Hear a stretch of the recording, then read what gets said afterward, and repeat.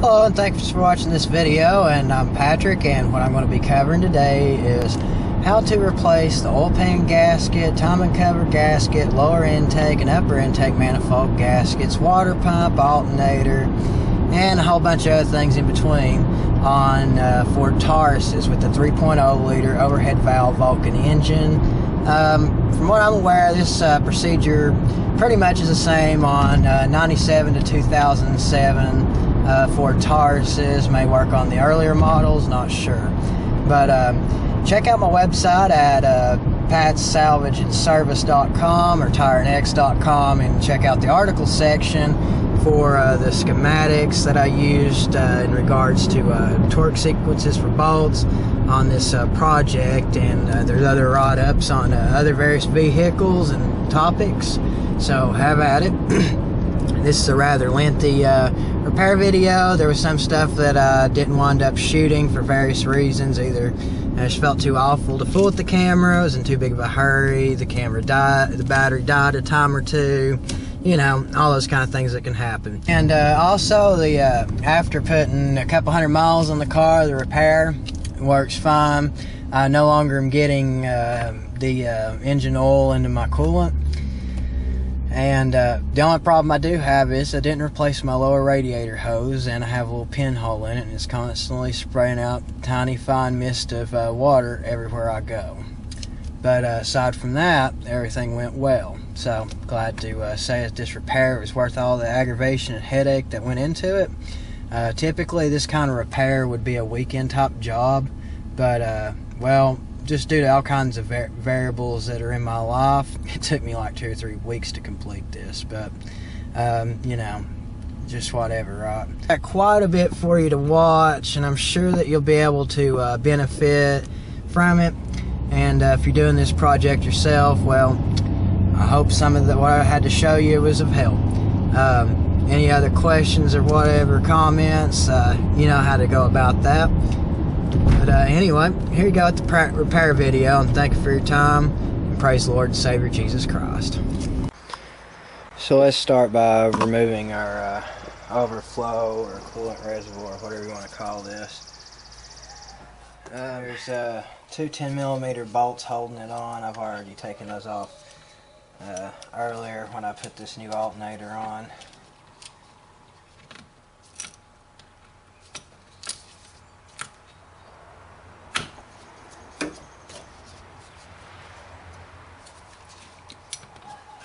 If you have any trouble getting any of these hoses off, ouch.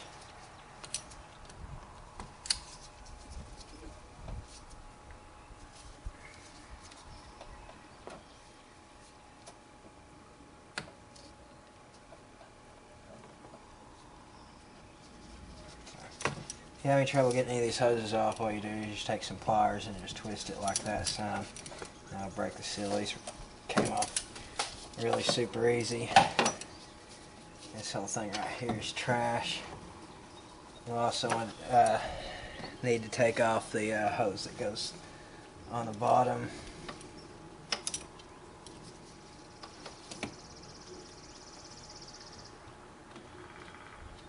Which I know I enjoyed putting that on there.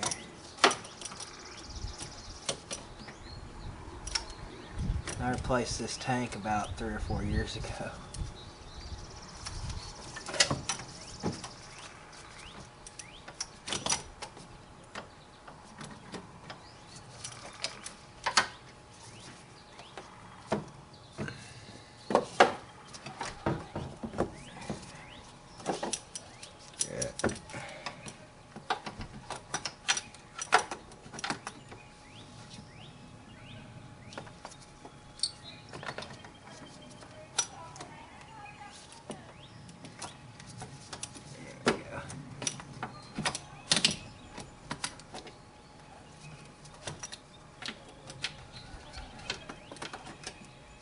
They make tools that make this way easier. But, you know, I'm just a backyard mechanic, and I just do with what I got. The air conditioner line wasn't in my way, I'd already have it off.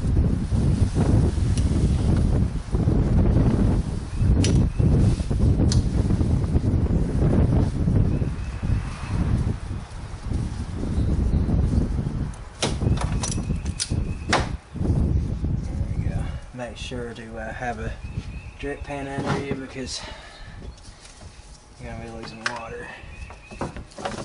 I'll just take this bottom hose off, which I thought I got it, guys. And then get that clamp all the way off.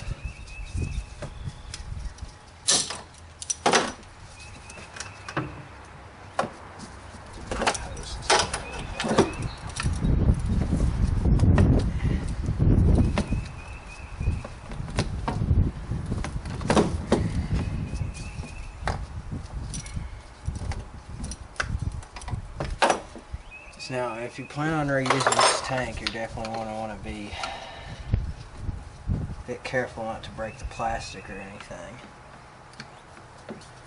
I got a brand new one, so this one's going in the trash.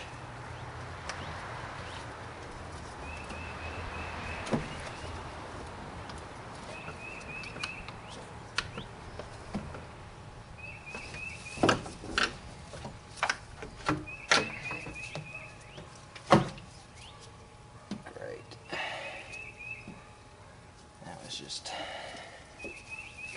puking out water and oil.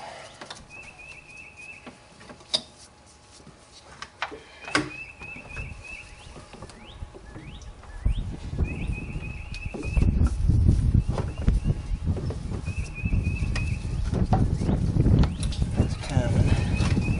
Ah, about ripped.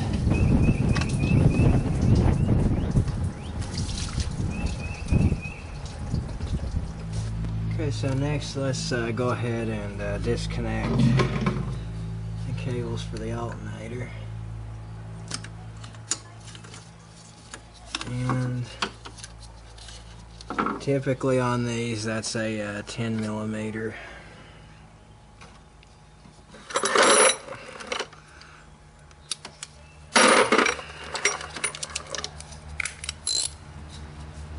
This here is one of the reasons you're going to want to unhook your battery so that you don't short this out like I did when I was installing the alternator.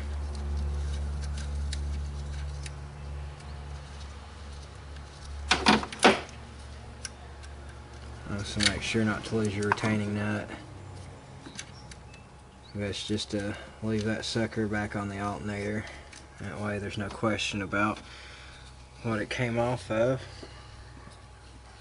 Now the next thing we're going to want to do is take the serpentine belt off. It's much easier without the tank in the way. You could leave the tank on there if you needed to. To do this,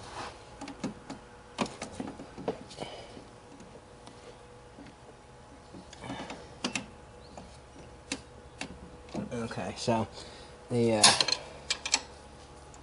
you turn the nut on the idler pulley clockwise to release the tension on the pulley. See most people using 2 box 10 wrenches joined together to do that, whatever you need to do to get it off of there. Then the next thing that you're going to need to do is get your alternator bolts out. That one's a 15 millimeter. This one's a 13 millimeter. Yeah, so you'll need a 15 millimeter and a 13 millimeter socket.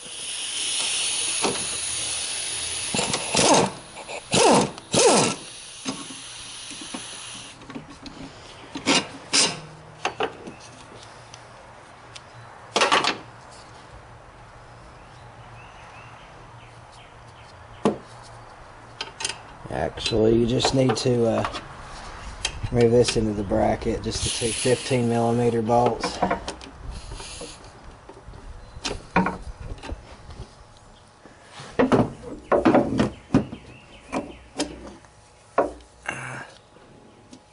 Wait a second, you need to get the other.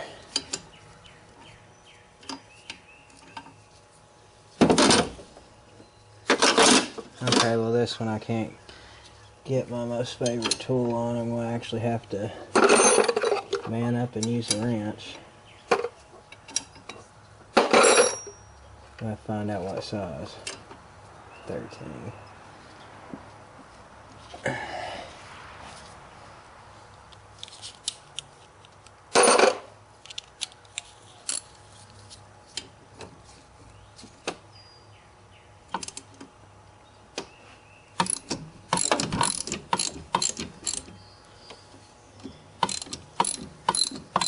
don't have to worry about this nut here. It's got a clip that keeps it from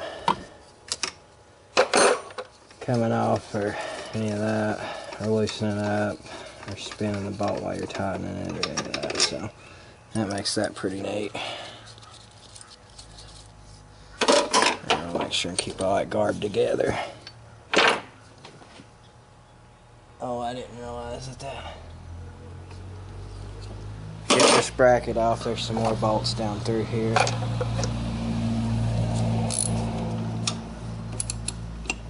They're 13mm as well.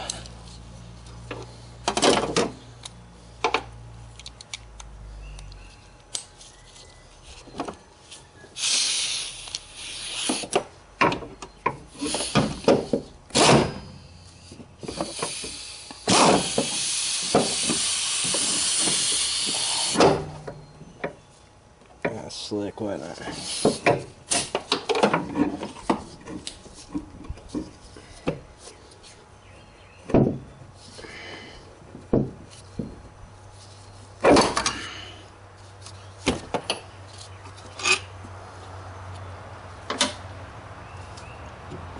So now you should be able to get your alternator out. You may need to use a pry bar or something to pry it out with, but this one just came out easy because it's brand new.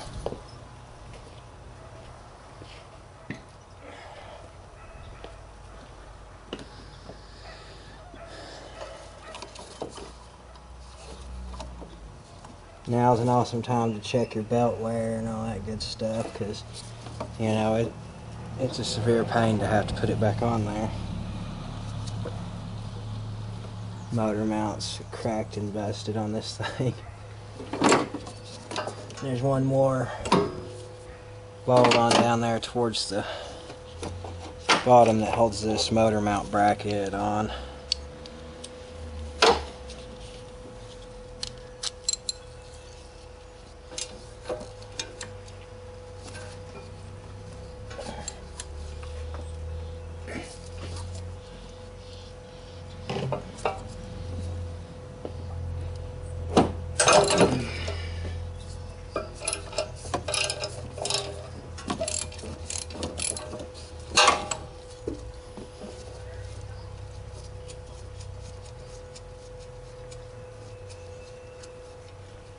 Well, actually there's a nut on a stud that you have to take off here at the bottom, not a bolt. Pulley off right here. Thing has to be ridiculous.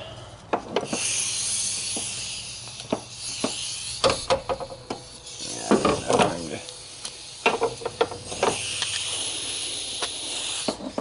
put that in there and get that.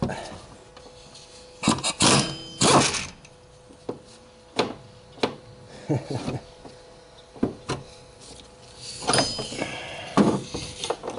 we go. That made that much easier.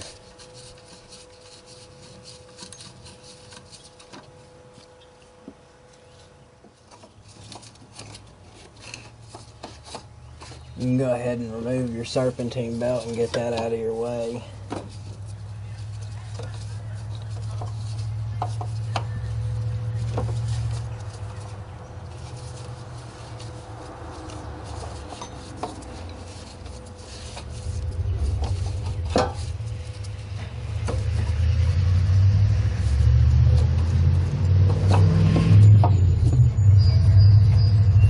Okay, let's get the bolts out of this bracket here that hold the power steering pump and alternator on. 15mm.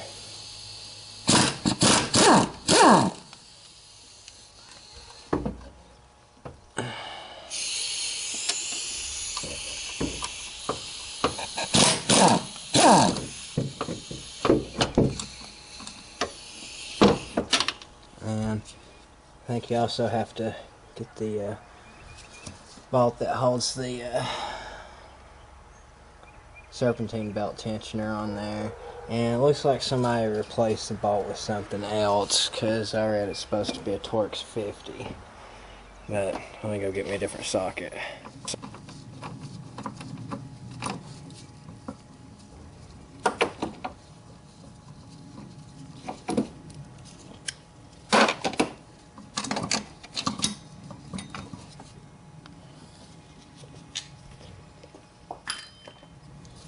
Okay, there's another 15 millimeter bolt underneath that you'll need to also get to.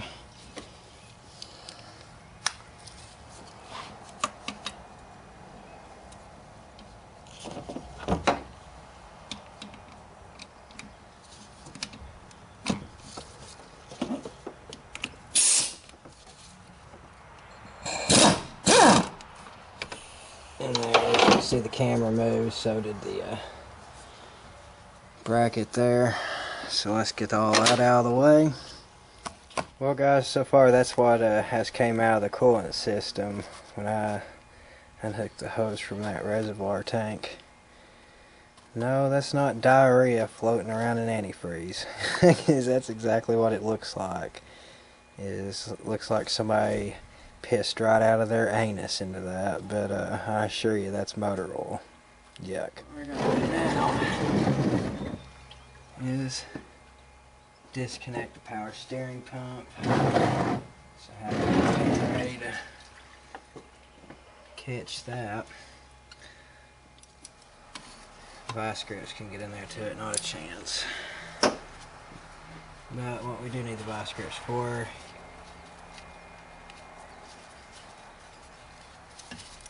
is the unpressurized line.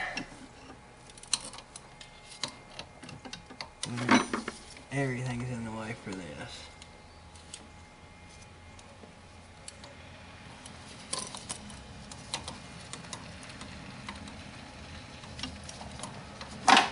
And here comes my wife with her family.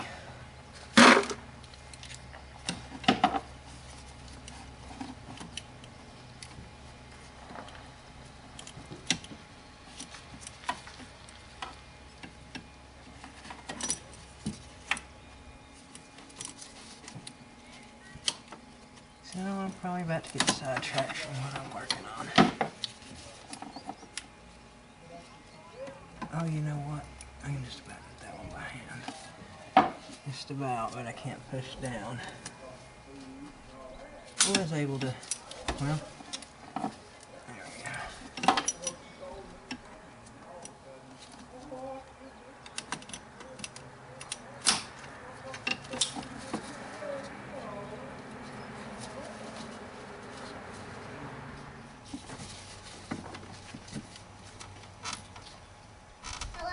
Hello.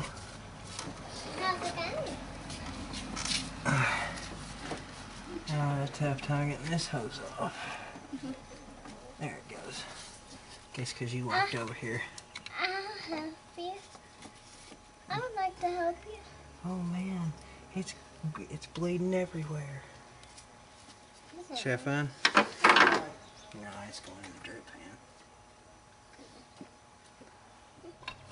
Nut here to get the power steering pressure line off is 18 millimeter.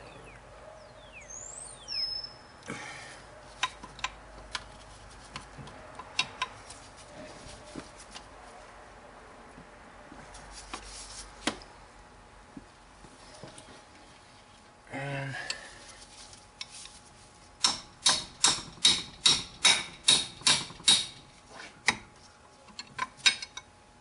just trying to be a little stubborn with me.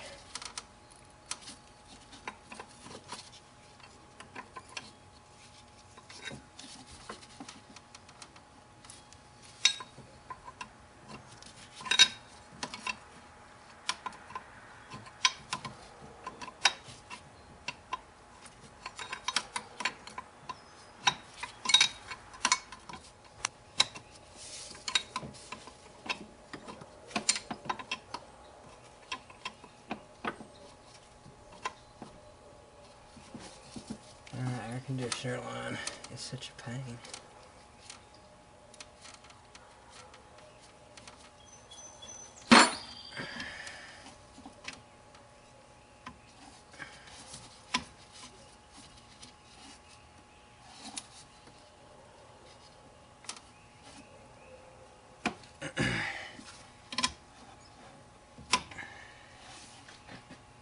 So now this bracket can be completely removed.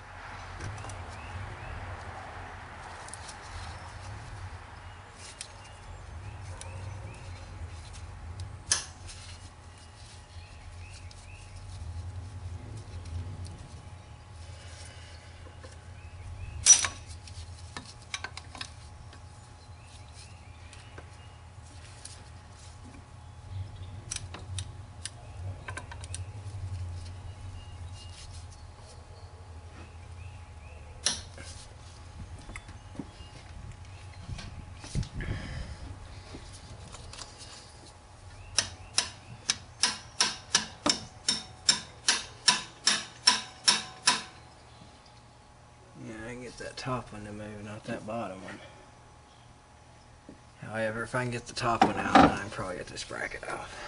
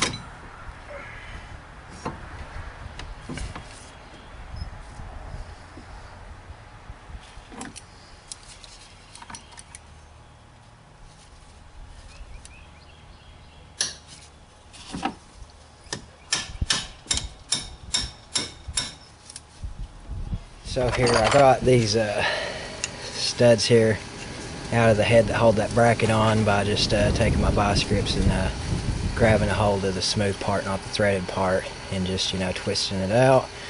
Hope they come out that easy for you. So anyway, you're going to need some, I'm pretty sure that's an 8mm right there. But you're going to need an 8mm and a 13mm to take off the water pump. And before we get to that, let's go ahead and take off the water pump pulley. Hold that on, or a 13mm. The easiest way to do this is to take two boxed in wrenches, get a hold on one, and use the other one. Use one to hold one of the bolts down, the other to loosen it. And then eventually you can pull it. Yeah. Gotta get this pulley off so you can get the water pump off. What you have to take the water pump off for? Get the front cover off. Plus we're putting a new water pump on it too. I bet the wrenches would be too hard for me. Yeah. You wouldn't be able to get down in here to use them, I'm sorry. Yeah. I think it says engine oil. That's exactly what that says. Good job. It's hard because it's upside down. She's got it though. Oh.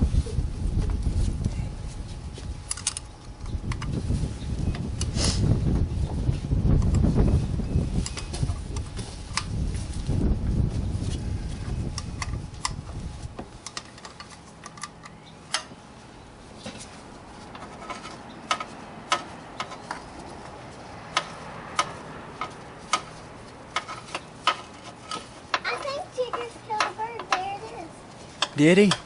I think. I guess that's an old one, though.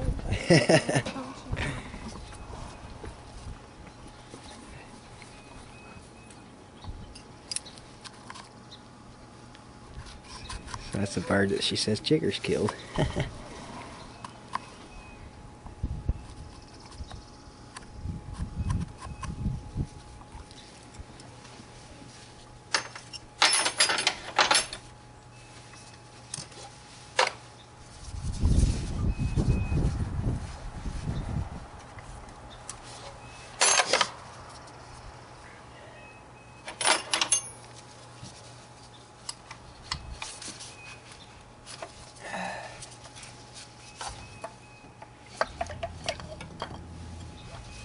Now, these bolts on the pulley shouldn't be on there that tight, and if they are, I'm sorry for you. But they're always just supposed to be just barely tight on there, so it shouldn't be a difficult thing to pull on off of there.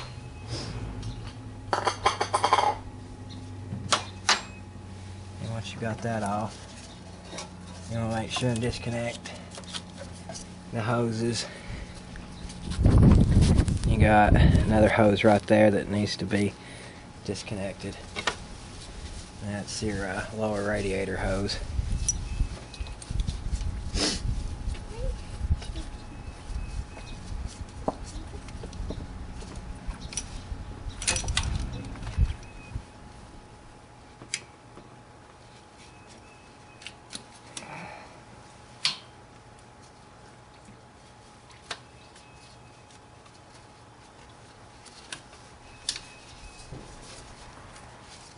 Doesn't look like the old one. What? That bird. Oh.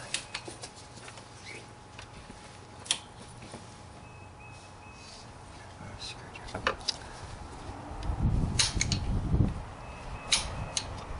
we had those rags. Oh, yeah. Imagine if you burned rags for oil. You can't.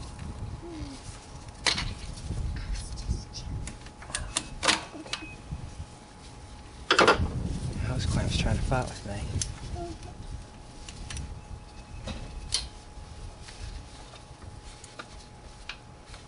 Like I do not want to. I'm just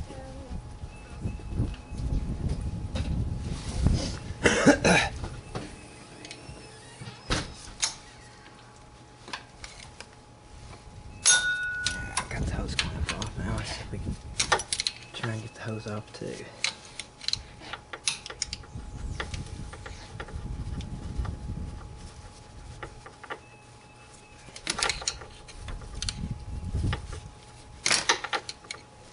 Alright, so we've got all those bolts out now. That's probably also a good idea to unhook your crank position sensor connector too, so that you don't break that or hurt it. Make sure before you just start going crazy on the thing that you removed all the bolts.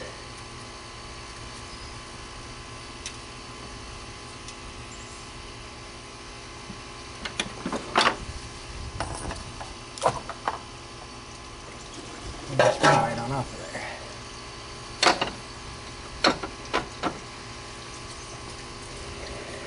That didn't look nearly as bad as I imagined it would, considering it's been pumping around oil tainted water.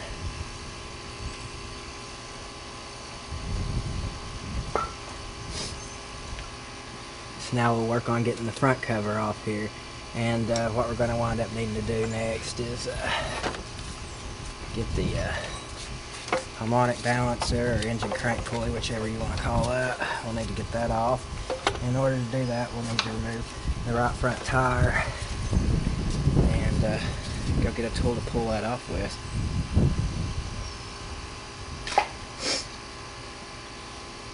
Because when you took all the bolts out for the water pump, that took care of the top cover bolts. Okay, so I got the right front tire and the wheel well off. Next we need to get the bolts out of the harmonic balancer and the crank pulley. These are 13mm bolts. There's 4 of them. And then also we've got here a 13/16 socket, maybe a 21mm.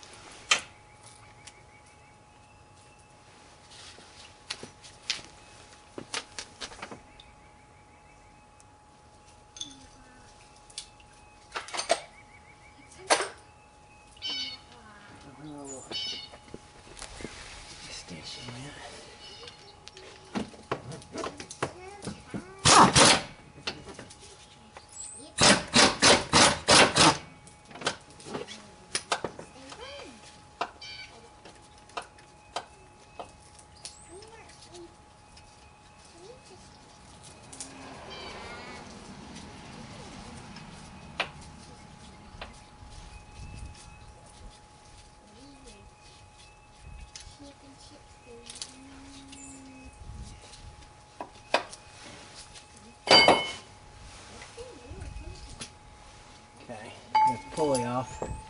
Now we need to get the dampener off. First thing you want to do is insert the center bolt that you're going to use to actually pull it off with. Make sure to get the tip put on there first.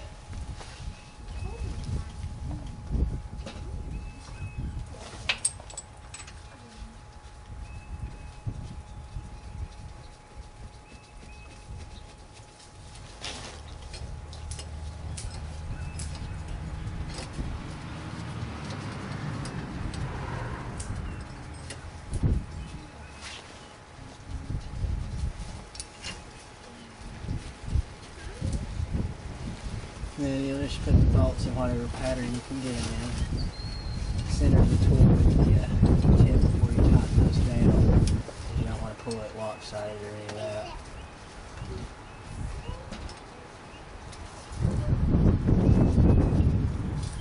You don't have to worry about tightening down like crazy or any of that.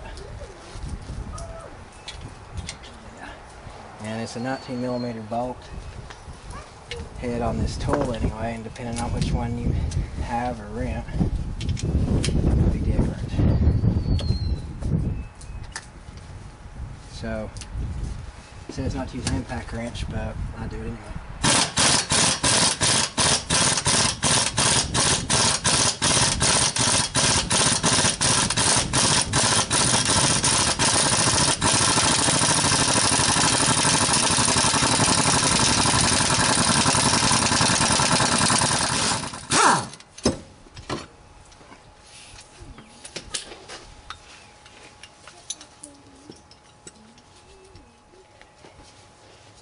So next you want to take these two 8mm bolts that bolt the oil pan to the front cover, the timing cover.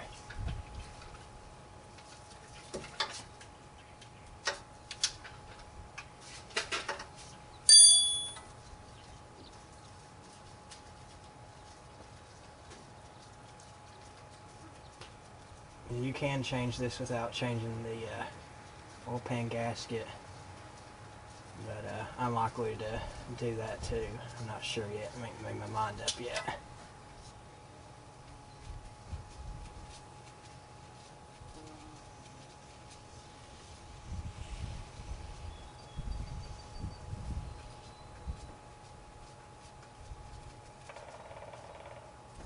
Alright, so here's what we got.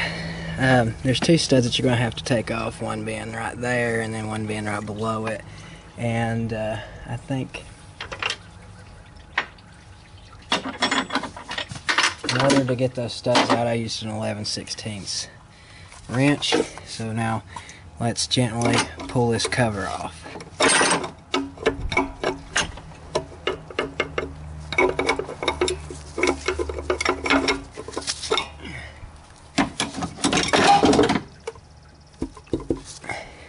Make sure that I got everything off the bottom. I don't see any bolts that could hold that in.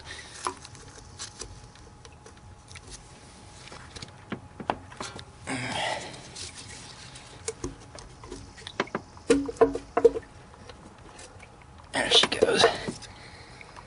Let's see, where's my screwdriver at?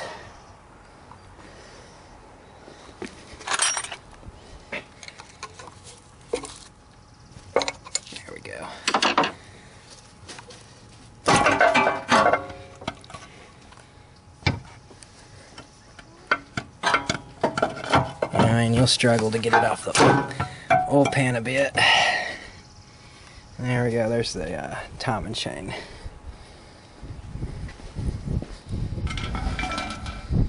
And now here on this, I'm going to try and clean this up, but I understand that if there's a bunch of pitting and stuff around the water passages, that the front cover's to be replaced.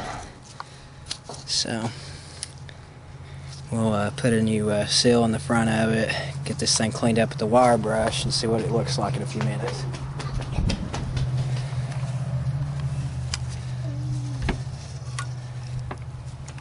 You want to try your best to keep your debris out of your oil pan, but this gasket right here cannot be reused. This is So on this actual vehicle here, the oil pan's going to have to be replaced unless I just want to deal with the leak, which of course I don't. So I'll be doing an oil pan gasket on this thing too, so whatever it takes though. But the seal that runs around this is all rotted out and all, so go ahead and replace that while we're at it. And right here's the lower intake that it's really the root cause of the problem, and eventually I'll get to it too. Okay, in order to get this pan off, first you're gonna need to take out the starter. I've already done that, and there's two 13mm bolts that hold it, and you can just set it up here on the subframe, or radiator support, whatever you want to call that. There's a little spacer laying right here that you take out of there. There's an 8mm bolt sticking out over here somewhere, and you just take that out and slide that out. You go around the oil pan, take out all the 8mm bolts. I left this one right here in, right below the oil filter, to make it easy to remove the oil pan. Hopefully I can get that down without having to do anything to the exhaust. Go ahead and remove the last remaining bolt in the oil pan.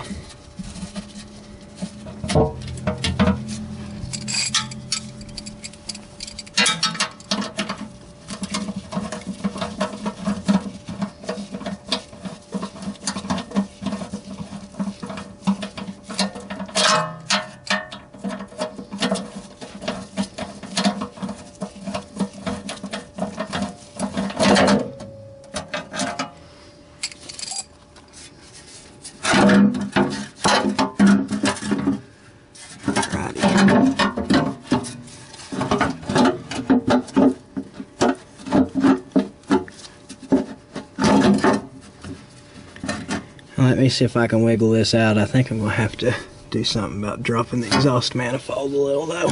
Okay, so you cannot get the oil pan down with the exhaust there. So what I'm doing is taking the two 15mm bolts that connects the manifold to the pipe itself. And we already got to go ahead and do the lower intake manifold. So I'm going to go ahead and pull the upper intake manifold off so I can get to the bolts for the back side so I can pull the exhaust down and get the oil pan out. So I went ahead and disconnected everything from the intake manifold, all the hoses and wires and bolts. And all I got left is these 13mm bolts that hold it down to the engine.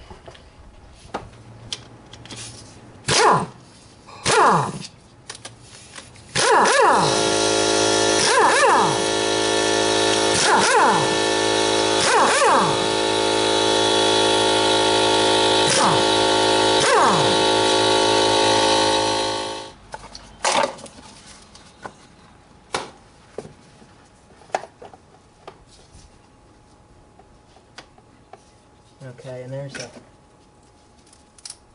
bracket down here that holds that to the motor as well. Let me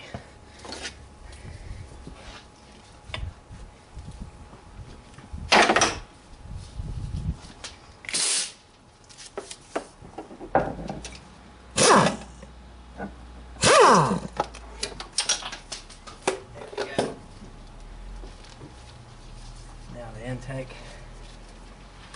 be ready to come off, and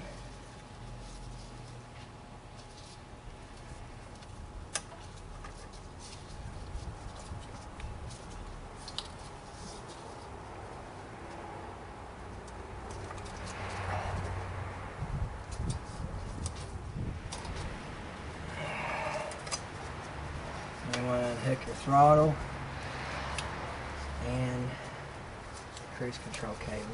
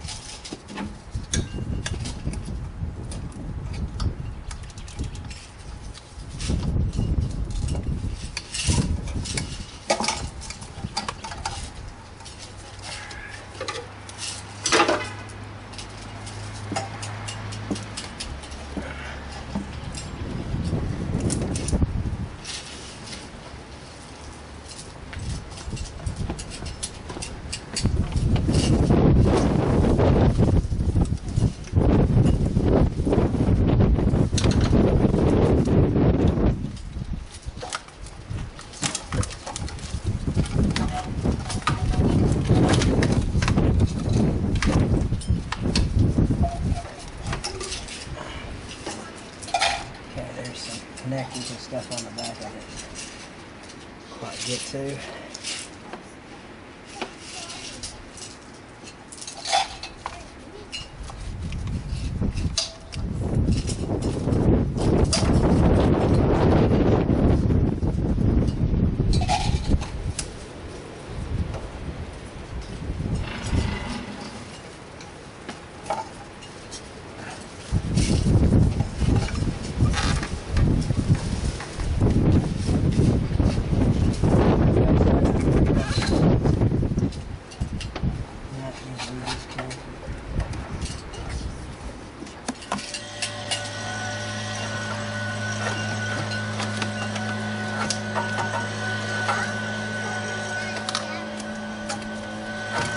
We got the intake manifold off, the upper intake manifold.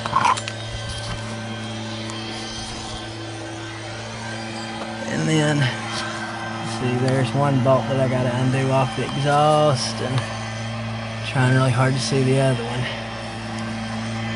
But right there's where we're going to take off the exhaust. Okay, so what I've done is I've taken the fuel pressure sensor off the end of the fuel rail. I know it's dark. I'll show that later once I've gotten the whole fuel rail itself removed. So I went ahead and I've taken out the, I went ahead and loosened the 8mm bolts that hold on the valve cover. And what I strongly suggest you do is take a picture so that you see the outlay of them. But it's pretty easy here. All of them are the ones that have standoffs for the wiring harness, except for the two up at the top of the oil cap on the right hand side. So we're going to go ahead and pull these bolts.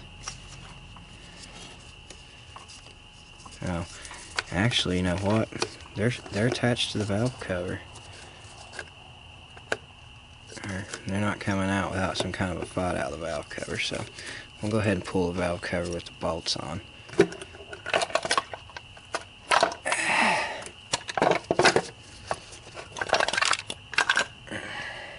There we go.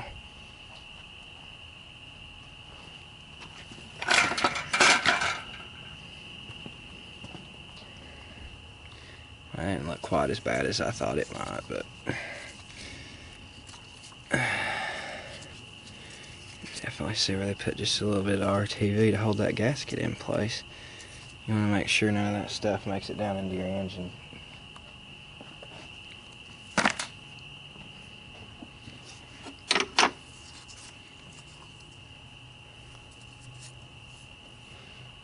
So next I'm going to take the 8mm bolts holding this fuel rail here out.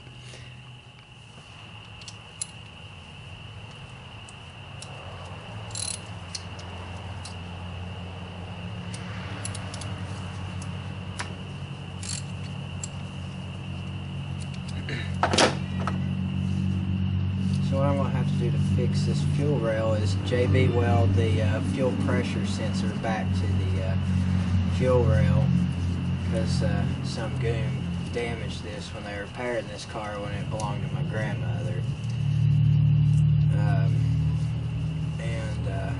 Wouldn't you know it, this is an obsolete part. You can't find these. And call a junkyard so I could find a call, and it's not, wasn't able. So now that we got those bolts removed, you just pull this up off the fuel injectors.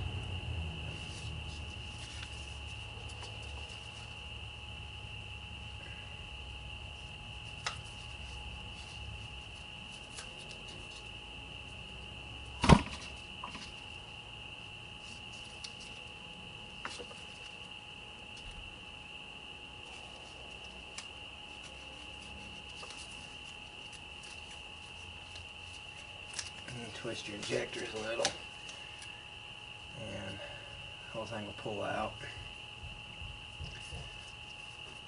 And also, one thing I didn't mention, make sure and cover up the holes that go into your intake. You do not want to drop anything down in your block.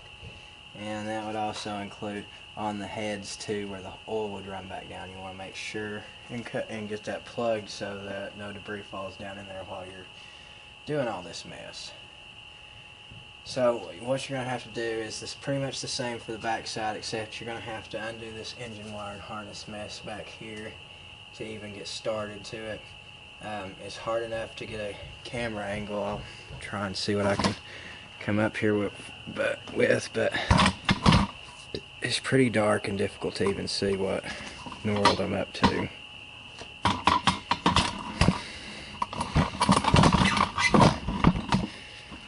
Sorry, I have a problem with headaches. A lot of times I'm forced to work at night. Okay, to get the engine wire and harness off, what you're going to need to do is unhook the fuel injectors, of course, from the wiring harness, and then the whole harness itself will just pick up off the standoffs that it's on, and that's not going to really quite be enough. So what you're going to need to do is also unhook the connector that goes to your air conditioner compressor.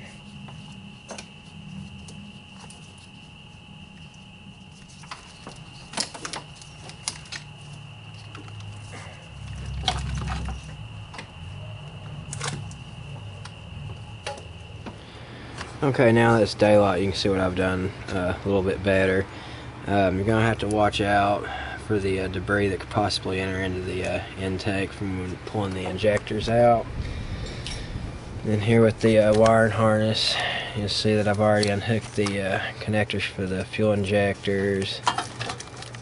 And I don't know if you have to fully move this out of the way or not. I'm going to try to leave it there. I'm going to take that back.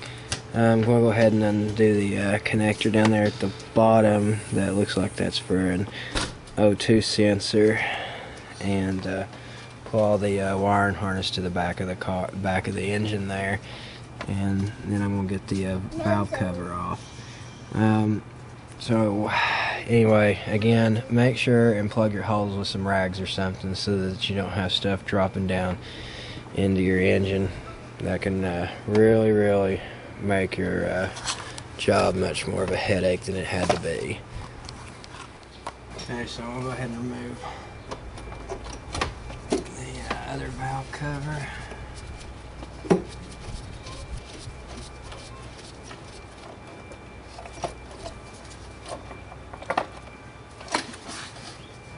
Maybe.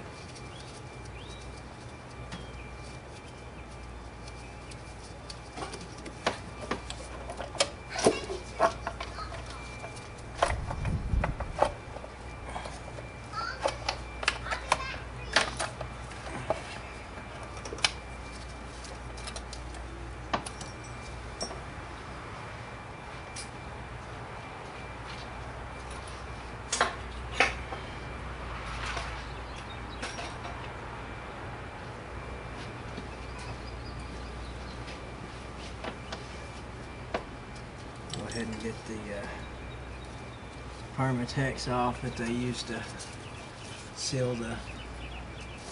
So you don't want that dropping down in your engine. And then there's 2 more bolts to take the other fuel rail off, and those are 8mm as well.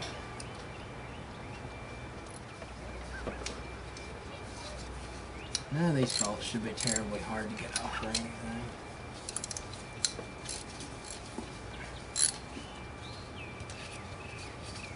Depending on what year of Taurus you have, or rather this 3-liter here in general, will depend on whether you have plastic or metal frame rails, and the designs vary on the plastic ones, what I noticed when I tried to find a replacement for these.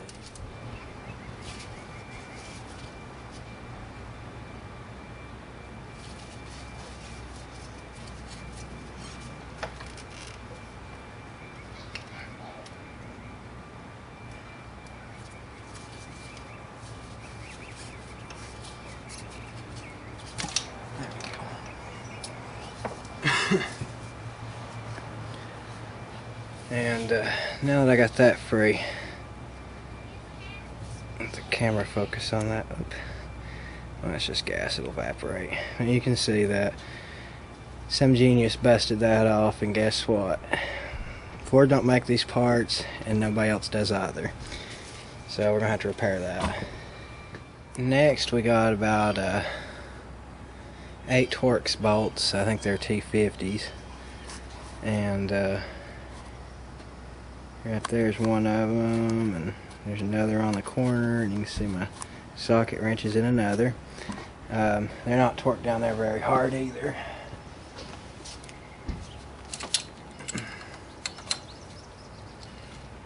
So you just go around there and get those off, and that'll. I'm gonna have to take this off. I think I already did that one.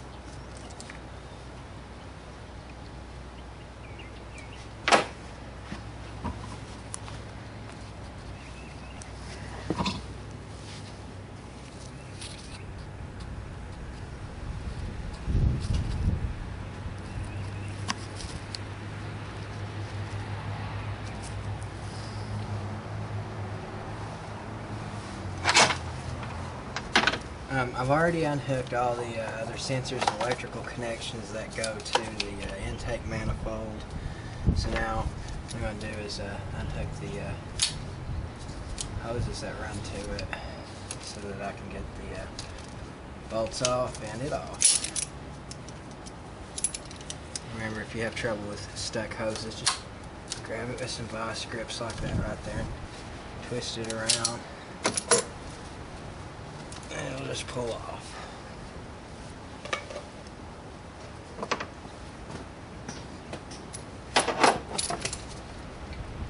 Run it and unhook the electrical connector.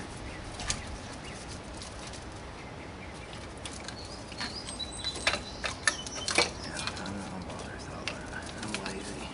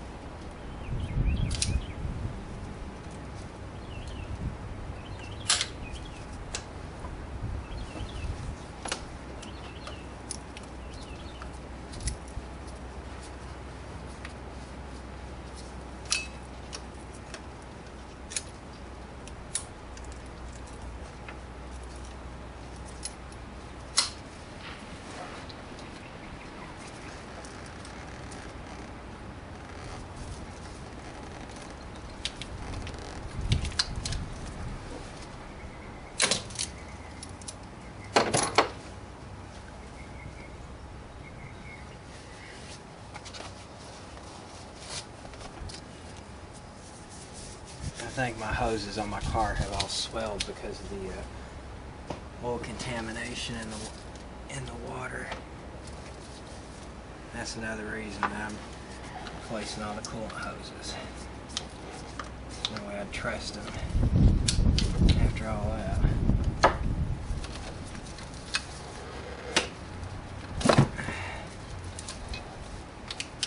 You wait till last to take that one off, there won't be no water because it'll already be out of the radiator.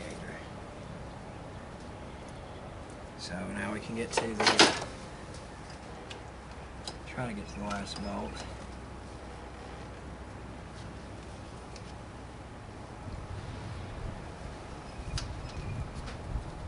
Just get an extension, get by it.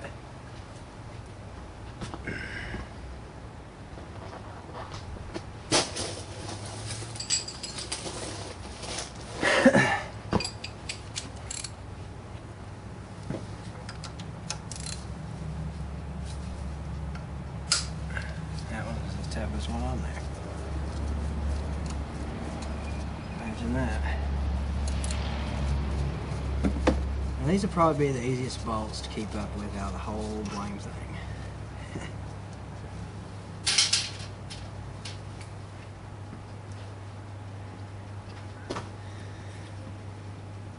Now, so I got one other hose I didn't notice connected here. It looks like that goes to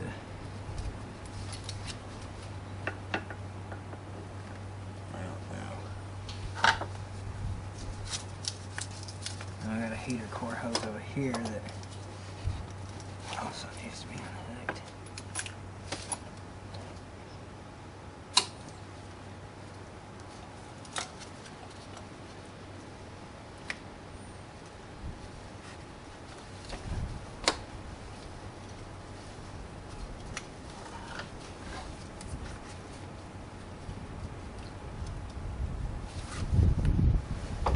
These clamps are a pain in the butt when they get older and don't want to come off.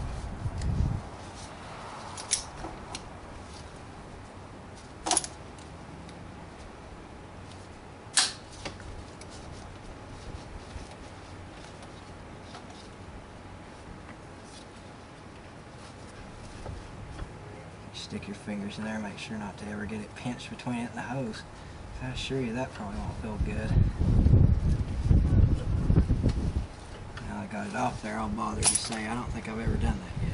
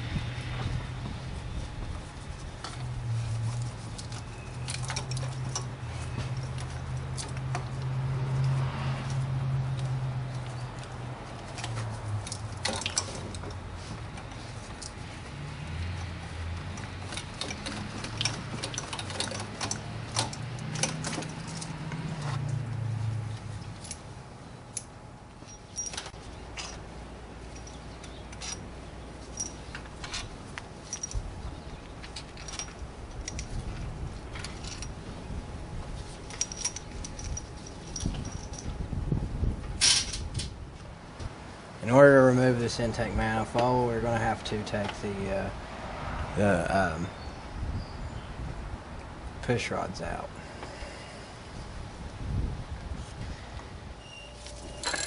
So let's go out through here and loosen up the bolts on these rockers.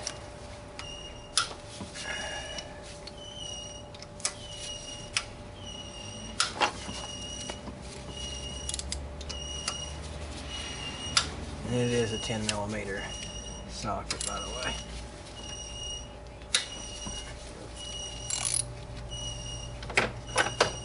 And don't just take it completely off unless you have something else to do. Leave the rocker in the same spot. Make sure to mark the push rods with the corresponding spot they came out of. You don't want to stick them in a different way or a different place. It just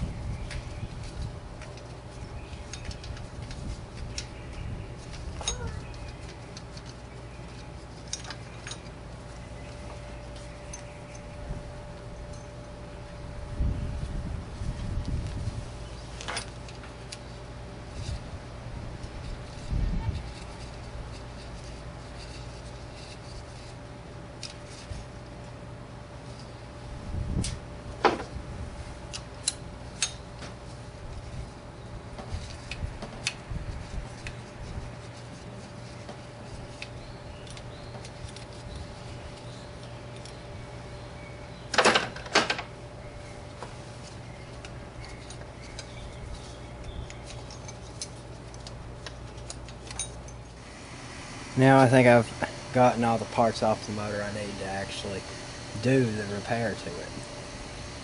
So what you want to do is get rid of the old gasket off the intake.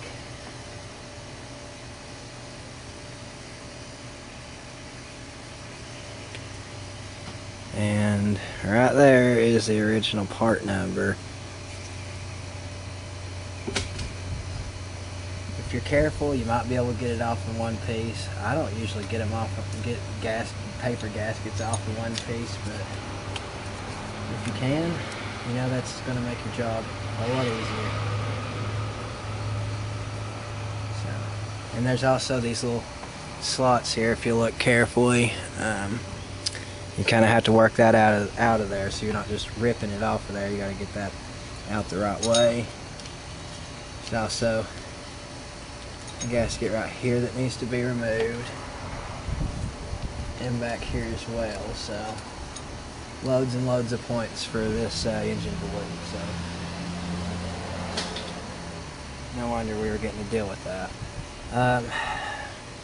Then you're left here with your coolant passages, and man, do mine ever look grimy. So anyway, I'm not going to video the cleanup process. You know, it's going to be a pain in the butt and take a lot of time. I'm not going to work on processing all that video and stuff. You know, just use whatever method works for you. These are aluminum parts and stuff, so you want to make sure not to use a wire brush. Use, well, I mean, if you use a wire brush, use a brass one, not a steel one. So anyway, I'm going to get on to getting all that done, and well, it'll probably be tomorrow before I shoot any more video, but not for you guys that are watching. So anyway, I'll get this cleaned up, and I'll bring you back for the reassembly portion, or anything else interesting I find. Okay, so I went ahead and JB welded that piece on really well. If you're having to take that off the fuel rail, the fuel pressure sensor there in that fitting, make sure when you put it back that you use a little bit of grease or oil on the O-ring when you slide it back in there, so that you don't damage the O-ring. But as you can see, I've coated this thing super well, so hopefully it'll stay together. And so tomorrow I'll clean up my fuel injectors and the rest of the components. I would have got more done today, but it's just been so blame windy, I couldn't have the hood up on my car without risk of it being flopped up, and my head's been killing me. So anyway, let's see what happens tomorrow.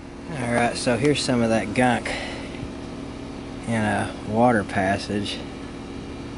It's just...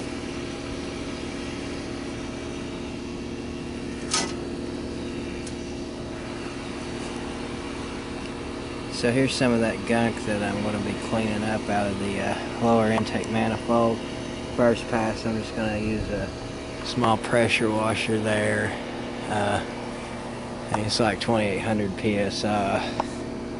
Try and clean most of this gunk off of this thing, and then soak it in some detergent, and then spray it again. Also, before soaking anything in any detergents or chemicals, always remove all your sensors. Okay, so it's time to clean up the engine, my favorite part. Anyway, you'll see here that I've laid some rags in a box down in the engine valley to keep debris from falling down in there, and I've also taken paper towels and stuffed them down the intake ports of the heads to prevent material from going down in there. There's several ways that you can do this, you know. I'm doing it my way, so if you know of a better way, or you prefer to do it your way, you know, the comment sections to help other people, so feel free to voice that you do it this way or that way. But this is the way I'm doing it. If you don't like it, don't complain about it. Just state a way that you think it's better to clean up this kind of mess.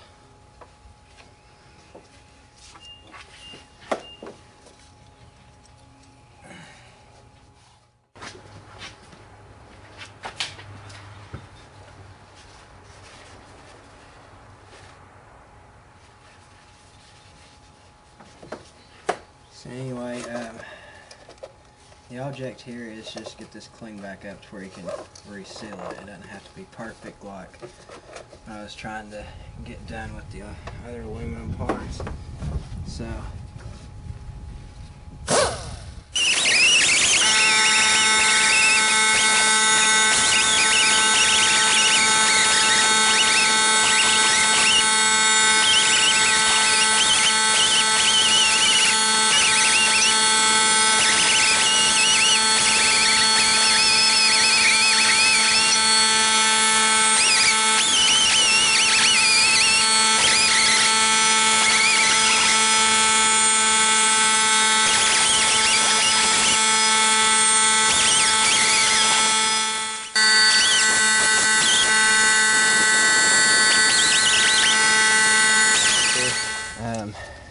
what I try to do is clean off all the material around where the timing cover gasket goes. First we'll take a knife and try and remove the rest of the gasket itself before going at it with the wire brush.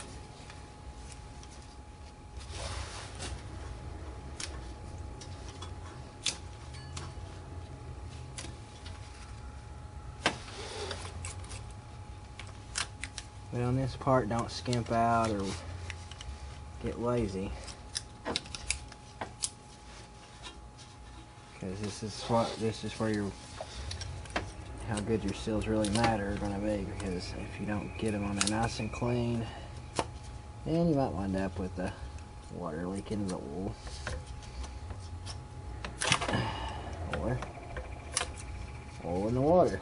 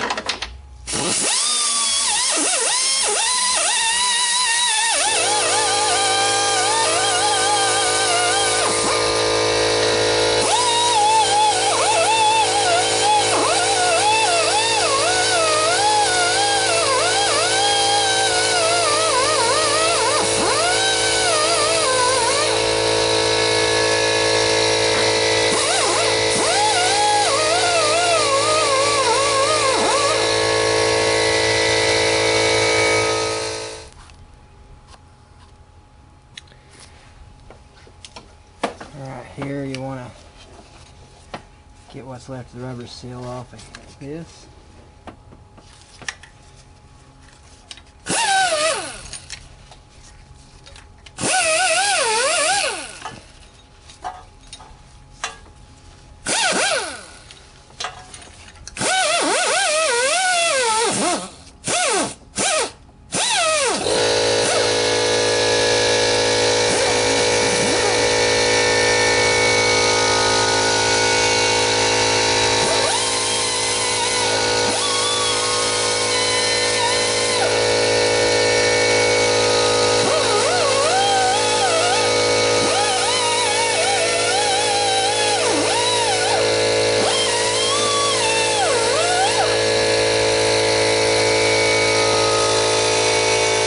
Let's go ahead and attach the water pump back to the front timing cover.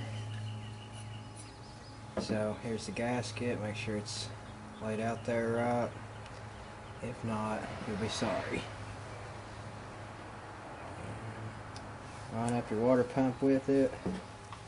Right now I'm just going to put the 8mm bolts back in the water pump, just like this time. For now, I'm just putting the 8mm bolts that bolt the pump to the actual front cover, and I'm not going to tighten them down too awful tight or any of that. And feel free, to pay attention to what I'm doing here, because you'll care about where these bolts really go. So this will also show you where all those little 8mm go.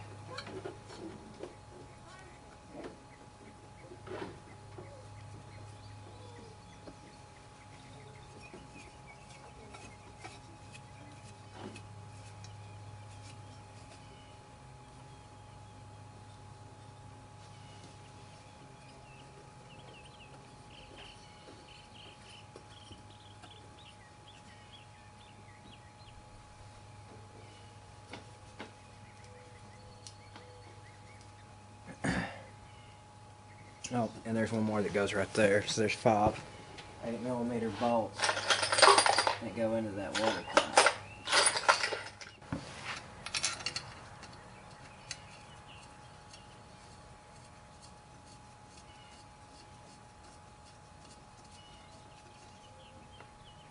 There we go.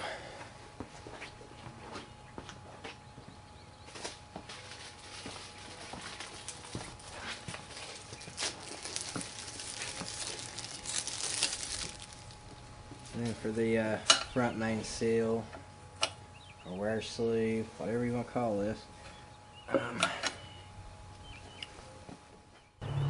try to do this as evenly as possible.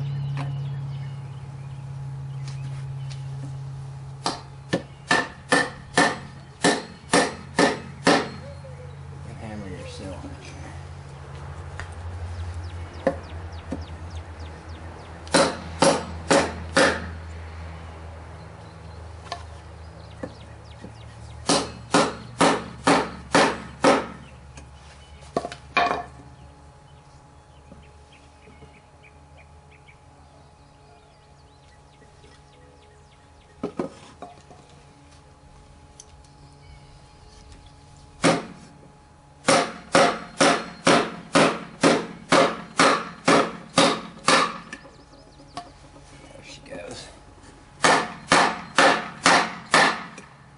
Might be a little tough at first, but you'll get it. Make sure not to hit it with like another piece of metal, like just sit here and bang on it with the hammer. You'll just spin the crap out of it. What you trying to do? Put it in the front seal.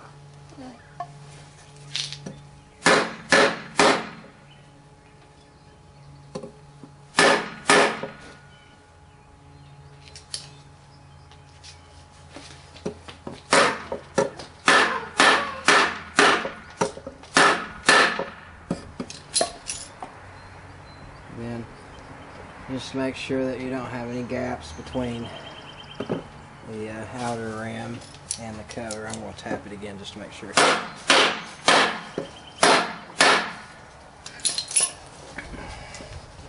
And I'm also going to put the crank position sensor back on as well.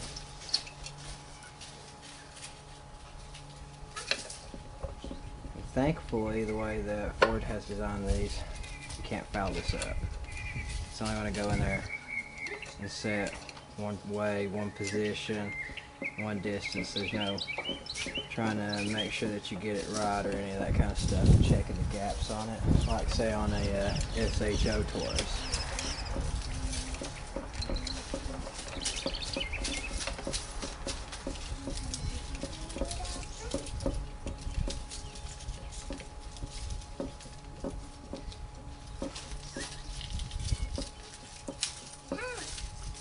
And there we go. We got this assembled, and we can set this aside until it's time to put back in the car. Looks nice and shiny. And then we'll go ahead and put brand new auto lock spark plugs here in this car.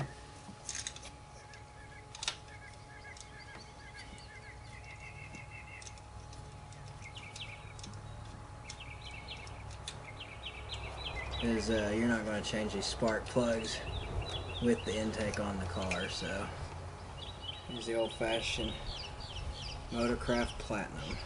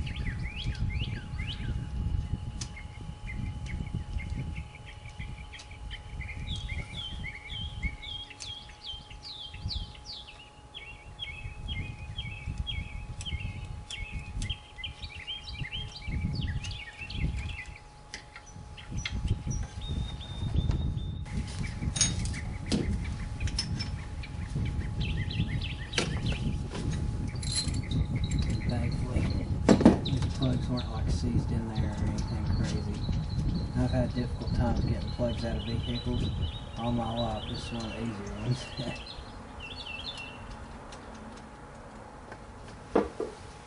So far, all the plugs look like that right there. Nice and dry. Look like they're supposed to.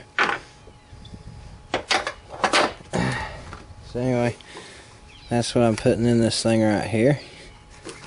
Is the Auto Lot Platinum. And I mean, NASCAR uses them, so they should be good enough for everybody, right? I hate NASCAR.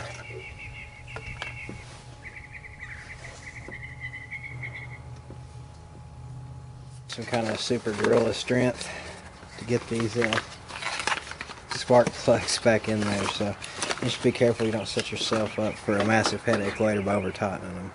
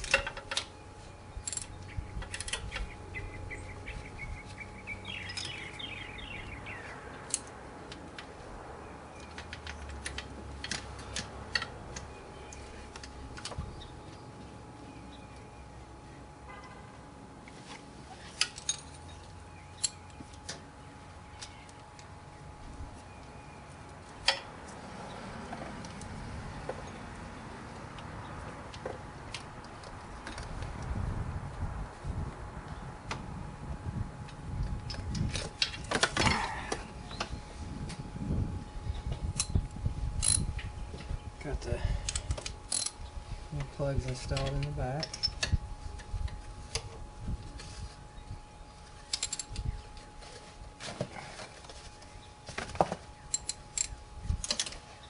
At this point I only actually have 4 of them because that's all Rock Auto had, so there's 2 of them I'm not going to replace right now until I place another order with them, and then I'll get these other 2 plugs replaced.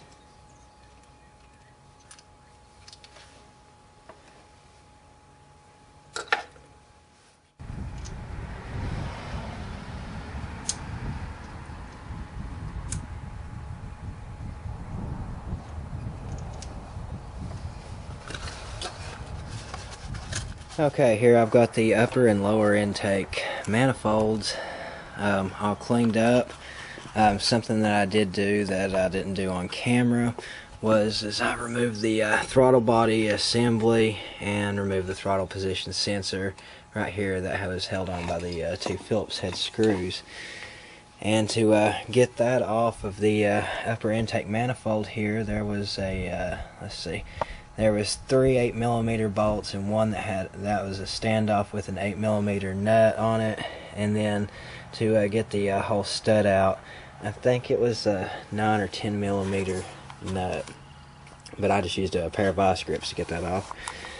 But what I did is I let this soak in a plastic tub with you know, some of that Ming Green or concrete cleaner. Did a remarkable job at cleaning this out. I'm not going to keep trying any further. I mean, the rest of the car is not clean, you know, been cleaned, so left some kind of like ugly residue crap. I'm gonna scrape all that off. It's probably some kind of oil film or something or other. And I think I'm just going to take some black looking paint and spray paint this sucker. And now this was really bad to start with, and it's not that great, and it didn't get to soak like the upper one did. But now the bottom of it, it got almost all the glazing off. There was some that did not come off, and I just left it on there. I just don't care anymore. So I mean, the engine over here, you know, this isn't perfectly clean or anything, so I'm just not going to overstress the matter of having to, you know, clean this stuff and clean and clean and clean and clean and clean. So anyway, I'm going to, oh yeah, another thing that I took off was the thermostat. I forgot to do that earlier. There's the housing cleaned up. I'd also taken the wire brush to all the nozzles or barbs that the hoses go onto and clean the crud off of those, so that they're in as good a shape as possible. I'm over here for the timing cover. I had to spend quite a bit of time to try and clean this up, and it was definitely heavily pitted and all, but it got over it, and it's clean and good as new. So I don't have any reservations about putting all this back together. So what I'm going to do is clean up the bottom of the engine where the oil pan gasket was. As you can see, that's still off there. I'm going to clean all that up so I can put the oil pan back on it too. And then I'll work on assembling the top end. Check out this interesting chemical reaction that's going on when you mix idiot spray with super clean concrete cleaner. I hope this looks like in the camera like it does to me here. I mean, here, watch.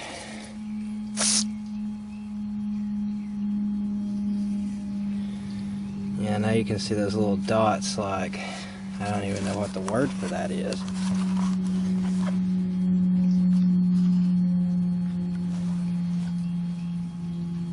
Man, some planes are getting it too. You guys ever see anything like that? It's probably poisoning me. I really hope you can see this on the camera like I can in real life. I mean, if I tilt it, it's still doing it. And the other thing you'll want to install these other little rubber gaskets. That you'll notice that there's some little legs or whatever sticking out there, and there's some holes right there, so they just go and fit.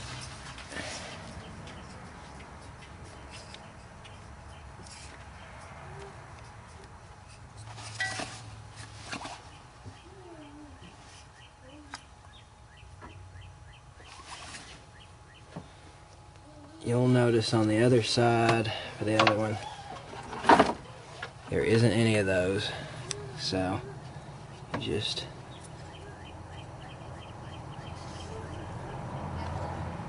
fit it on right there.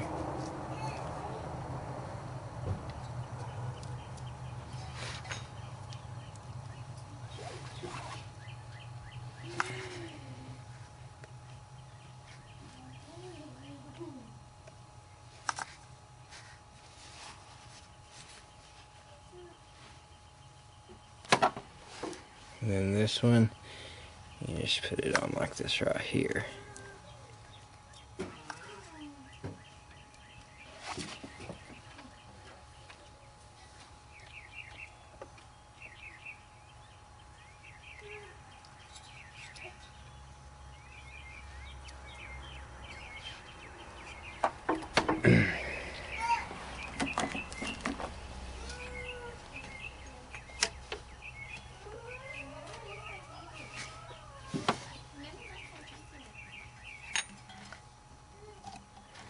And when you go to put your regular flat gaskets on here, you make sure that the blue striped line is facing you. It's just like when you do a head gasket. You just put it on like that right there. There's little guides right here to make sure that it's in position. And there's the key or the tooth, however you want to look at that. And what we'll do next is we'll get some sealant and put that down right there in the corners where the rubber seal meets the gasket that goes to the heads. Okay, so I painted up some of the intake there, and that's what it looks like. And I'm going to go ahead and be putting the front cover and water pump on next. So let's get to that. And also have the oil pan nice and cleaned out, though you might get something black on your fingers. There's no residue of that oil in there, and what I did is I just dumped all the detergent I was using to clean these parts into the oil pan, and it cleaned it up, and unfortunately exposed some rust. But anyway, okay, here I went ahead and used some contact cement to secure the lower manifold gasket. And what I used here is this yellow tube of Seal-All contact cement. You just put a little dab on what you're going to be gluing it to, and then also on what you are gluing, and wait 1 to 2 minutes and then slap it together. Now I held it on there for at least a minute before I let go of it so that it would be mounted nice and flush. Now here on these gaskets you got these little nibs or feet or whatever in the world these little things are, but anyway, they'll guide you how to sit that right down in there. And the instructions say that at both corners of this you're going to need to use some black RTV, and the same for this side here. There's no nibs, but it's got, you know, it's got a little guide on the sides there to make sure that you don't put it in the wrong spot. Don't force it or cut or modify. It can only go in that way. For front cover reinstallation, what you need to do is, here's your gasket. Make sure that you're not putting this on wrong. I think on the gaskets, as long as the numbers are facing where you can see them outward, that you have the thing in the right place. Make sure and use the locator dowels to center it up. If you put it on here backwards, it will appear that it'll work, but I assure you, it sure will not. Oh yeah? So, if you need to use something to tack that down, you can. Just make sure not to use any RTV, because if you really put much on there, you're just going to cause it to split the seal. So anyway, once you have that on, then let's get the front cover. Thing to do before you put your front cover on is make sure you take you some grease.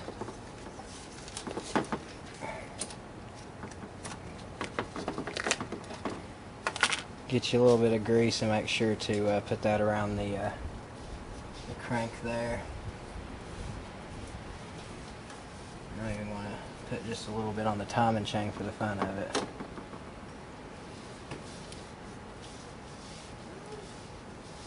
Since it's been open for a couple of days. But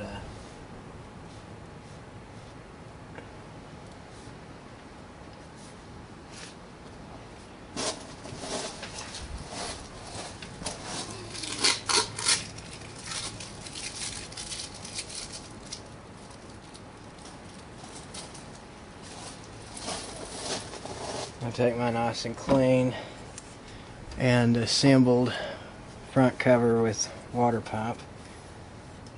Just be careful not to beat it up.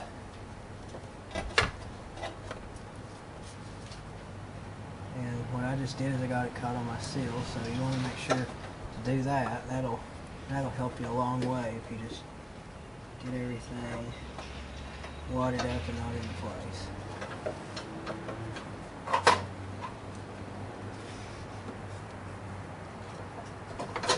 In fact, watch real close because your gasket will try and jump off of there with you just like it did right here.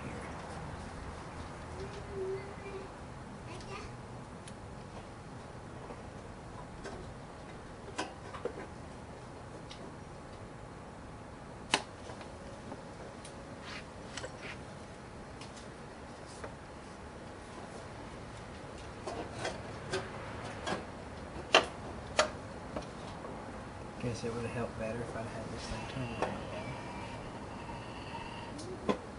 But once you're on the locating dowels, then it's all downhill for you there.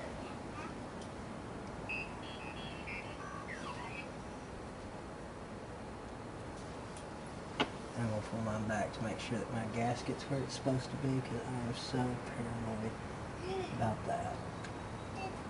But when it's on the locator dowel, you should be able to just let go of it.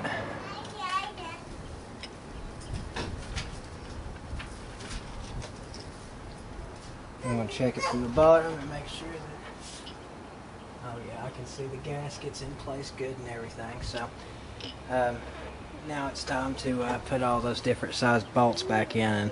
And this is where my video might be helpful to you in case you didn't mark it down. So let me get a better camera angle on this, and we'll put these bolts in. Also, here's what I did with the majority of the bolts out of the car, or at least the ones that didn't come out looking something like this or this, that is just clean. You know, 3/4 of them didn't. So what I did is I took a can of Idiot Spray, or brake cleaner rather, and held the can straight with the straw down in the jar here, and filled it up with the liquid it was spraying out, and that's awesome for cleaning up bolts. You can see in there, those bolts, well, if you knew what they look like when they came out, I guess it's but anyway, I'm going to have to retrieve the bolts so we can get that front cover installed.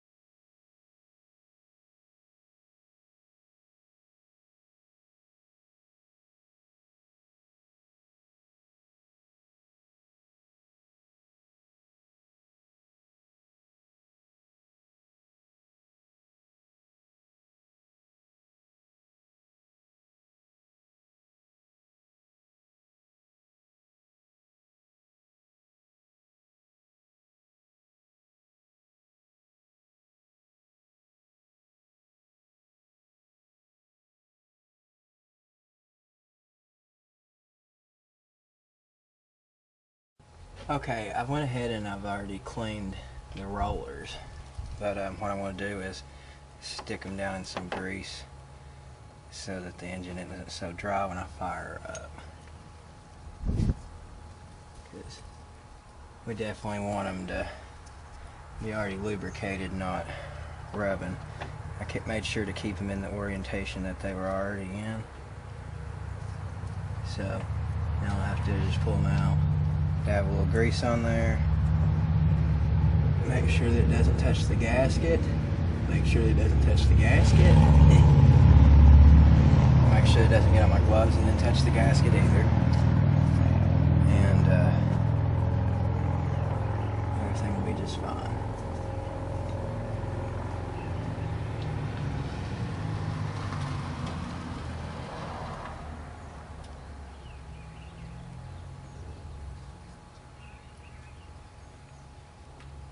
When this car starts up, there'll be some metal that's at least not rubbing on each other and be good and lubricated. Try not to use like a ton of grease or anything like that, but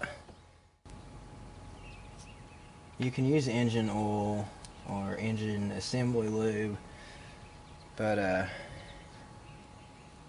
if the parts are dry, put something on there to get them lubricated so there's not heavy wear.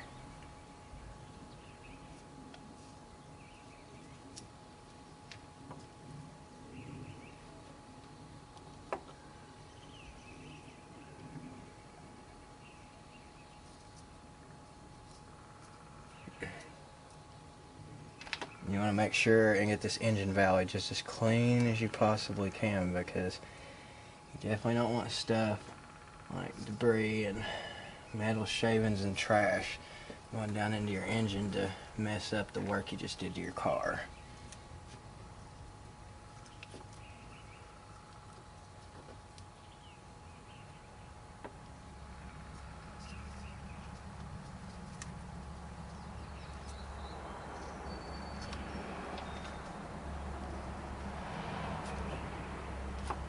I mean, the situation where coolant and oil is mixing, you know, you're definitely going to want it to have as much lubrication as possible, because that was definitely a little hard on it. So I'm going to clean up the keepers real quick and then replace those so we can get on with putting the lower intake manifold on the thing.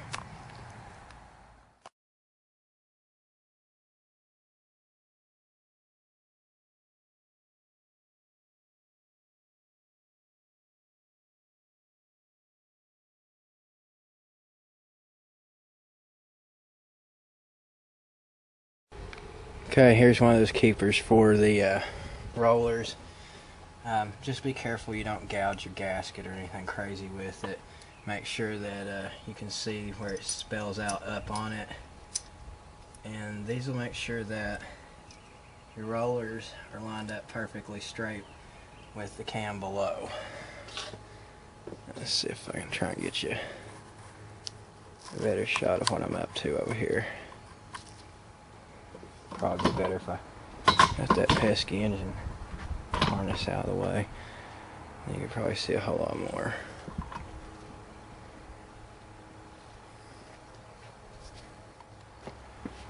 Okay, here you go. You might be able to see this a little bit better. Just align it with the roller that's sticking up the farthest, and then down to the smaller one. Get the hair off of it. I mean, it's that easy. There's just going to be two that's going to be hard to get to at the gasket. Just be patient with it. And as you can see, make sure that it says up there on the top.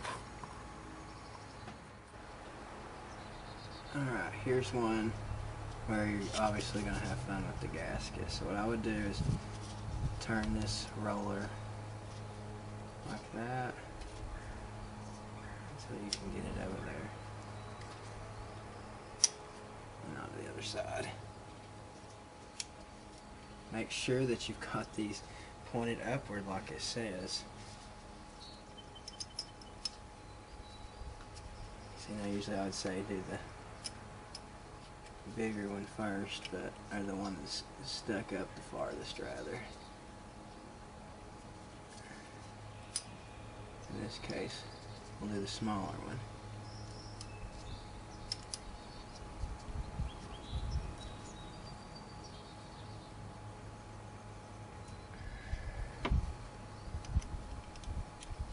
And the final one there, that one was ultra simple.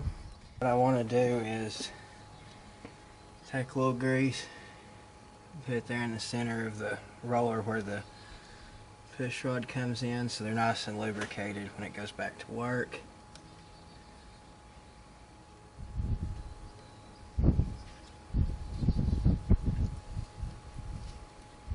Nothing worse for a vehicle than a dry start. So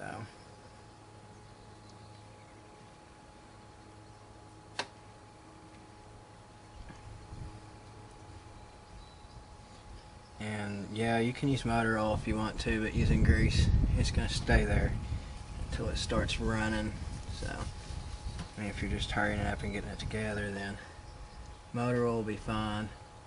But this is why I use grease, because a lot of times on a job I just take my little sweet time and I don't have to worry if the oil has ran off of parts that I've assembled or any of that kind of thing, because I use grease unless there's a reason that I can't.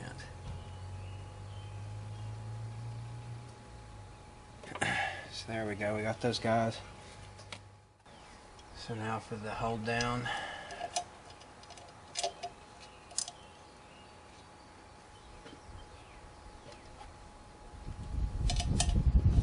And that's an 8mm.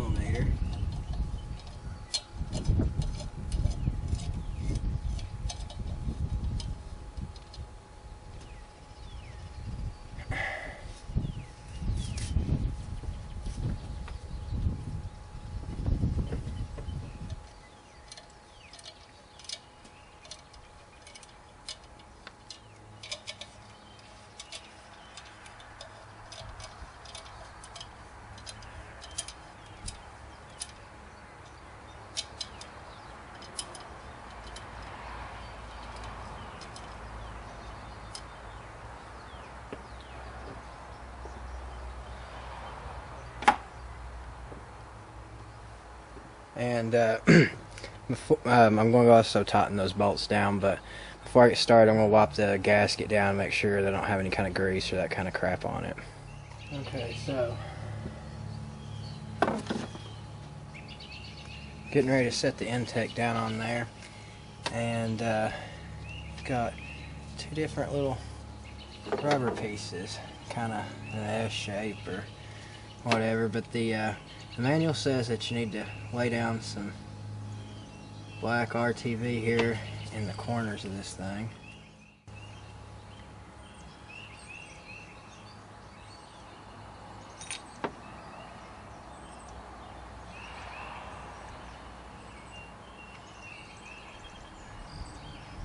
I also made sure that the surface here was already clean, free of oil or any of that kind of crap.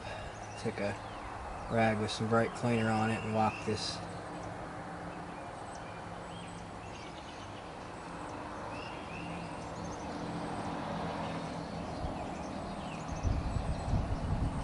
so it's supposed to have RTV there in the four corners where everything meets together.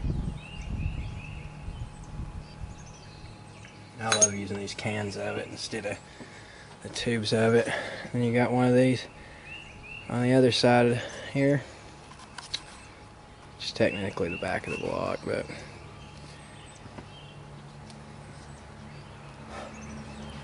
and the ribs or edges or whatever you want to call it on the sides of these things, if you look real close, you shouldn't be getting it wrong. If it doesn't fit right, it's because it's not on right. This one doesn't have any of the little nibs or teeth or whatever like the other one did. So you just make sure that you put it on there like you're supposed to.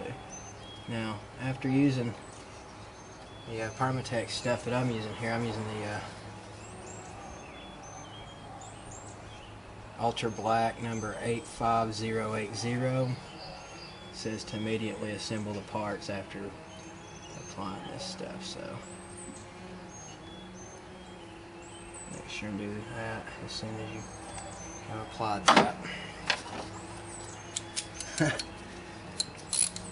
And just had about forgot, need to tighten down the rocker hold down.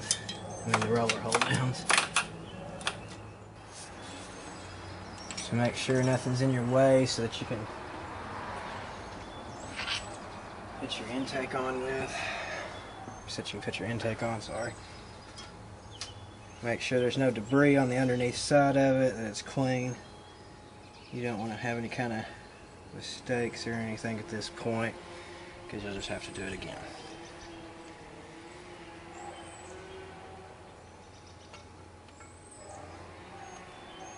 Be careful what all you have to work around.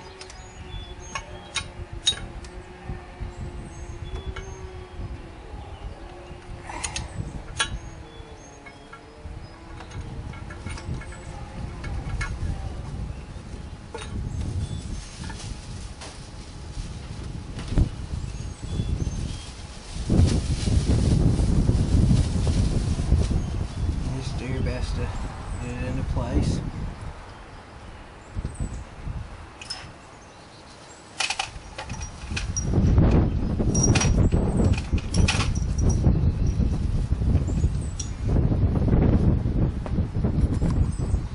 Sorry, I actually didn't know that the camera was zoomed out on that. My bad. But anyway, set this thing down.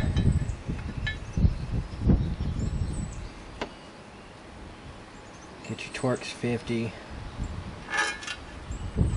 Bolts are going. There shouldn't be any trouble getting these in by hand. If there is trouble getting them in by hand, something's wrong.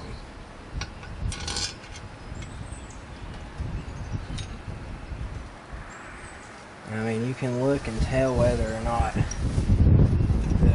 actual gasket's in place or not.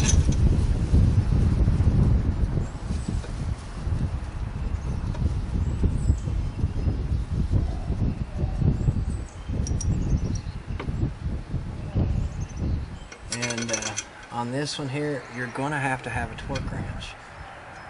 There's two torque sequences to get these fellers on here.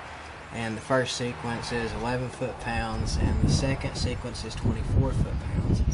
I just went and bought a brand new torque wrench just for this little project we're doing right now. So.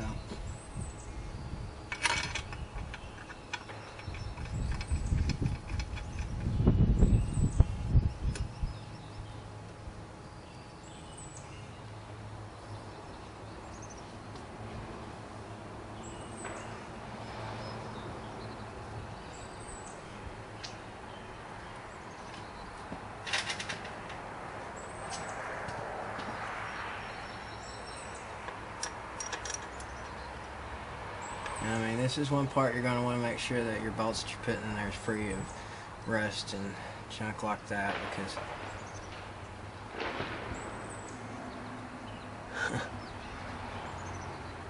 you definitely don't want to not get these torqued down right.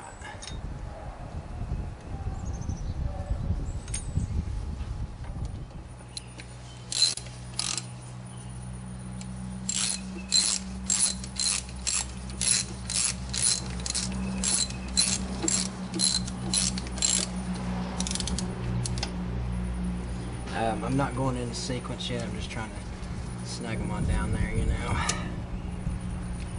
before I do the torquing. And I'll show you guys the proper torque sequence for these bolts.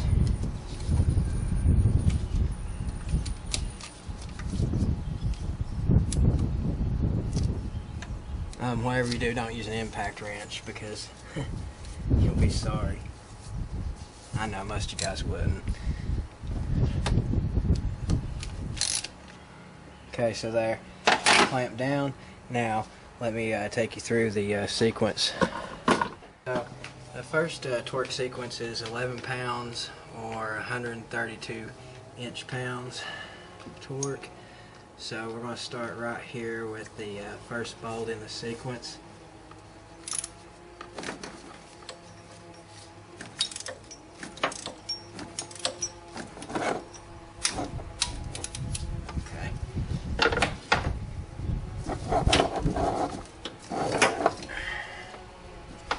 Number one. Here's number two.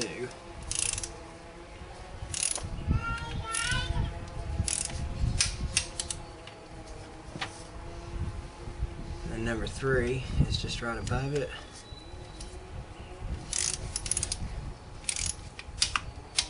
And I'll also post a diagram of the order so that it's really easier to follow in the video in case you can't see it very good. Here's number 4.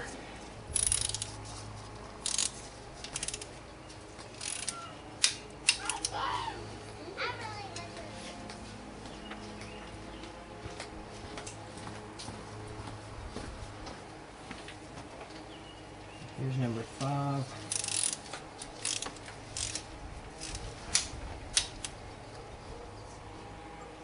And number 6 is on the complete opposite side.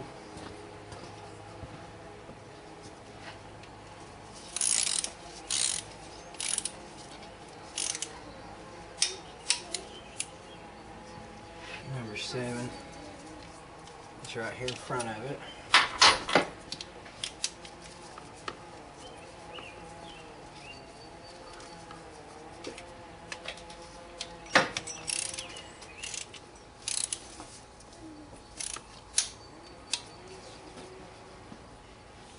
And then number 8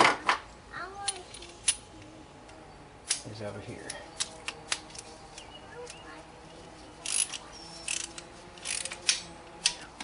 And now let's go on up to 288 inch-pounds or 24 foot-pounds of torque. Now let's go back over here to number 1 again. And let's tighten it.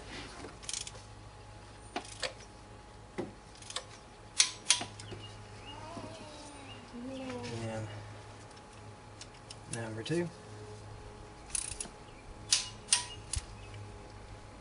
Number 3.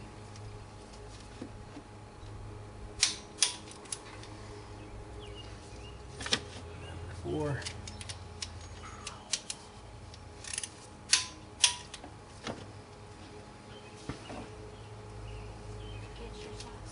Number 5.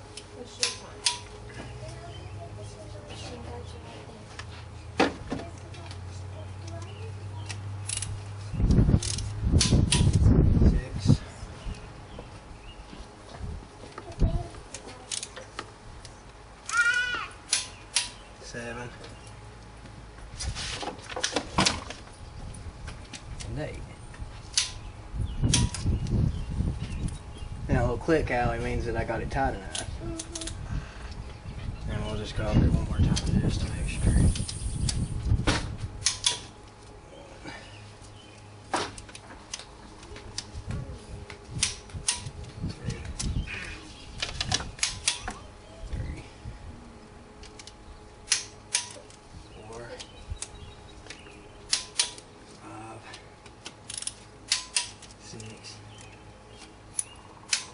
7 and 8. So there we go. Now the lower intake manifold is back down, and it should be flush with the where the head or the valve cover gasket meets with the head.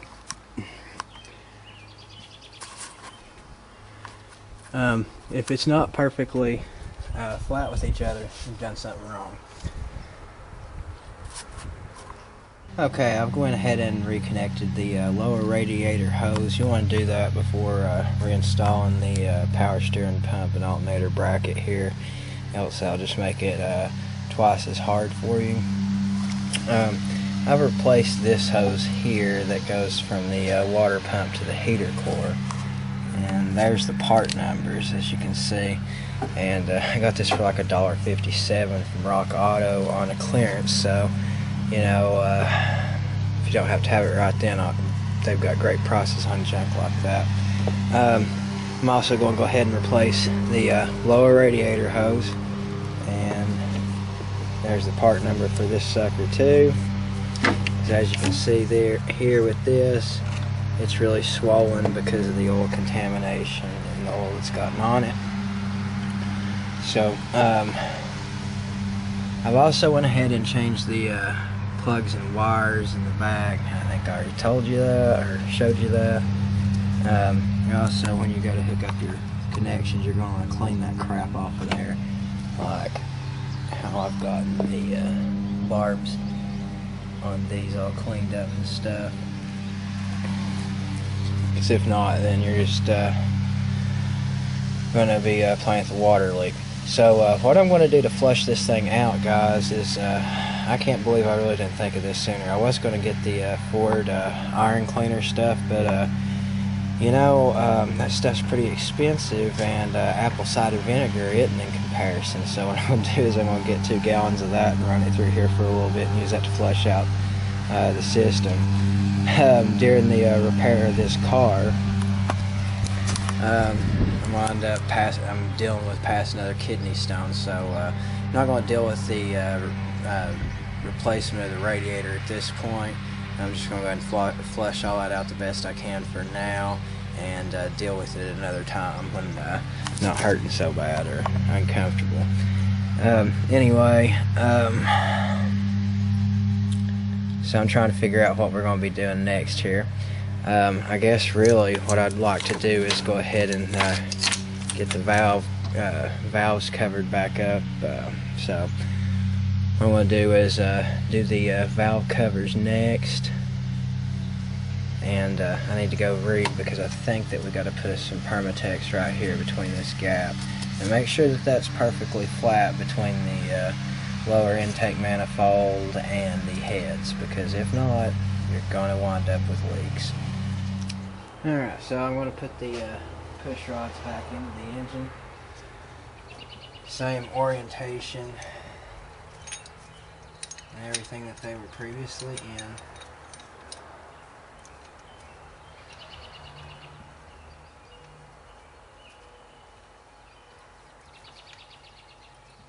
You know, you want to make for certain that you've got contact with the actual roller, which I'm going to verify that with a flashlight before I tighten them down, because I'm not just going to assume anything, because that's a good way for a disaster to happen. So anytime you're working on this stuff, always double check or triple check your work, especially before starting the thing up, because you wind up finding out you may have made a big mistake of.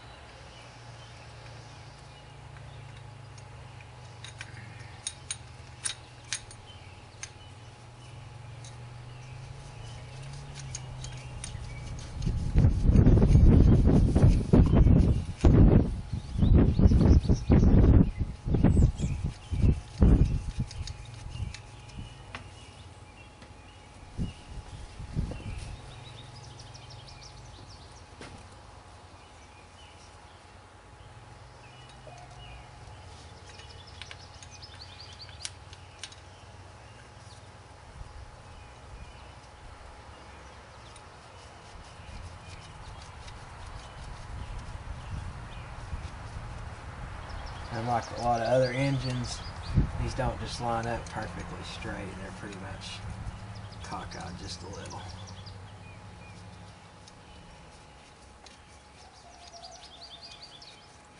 So you have to make sure to keep them centered as you tighten them up and everything. Okay, here I've got the valve cover gaskets installed, and you can't put them on wrong. Make sure it looks like this. You'll have to go all the way around it, pressing it down into the places that it's supposed to be. Make sure it's clean and free of debris and all that junk.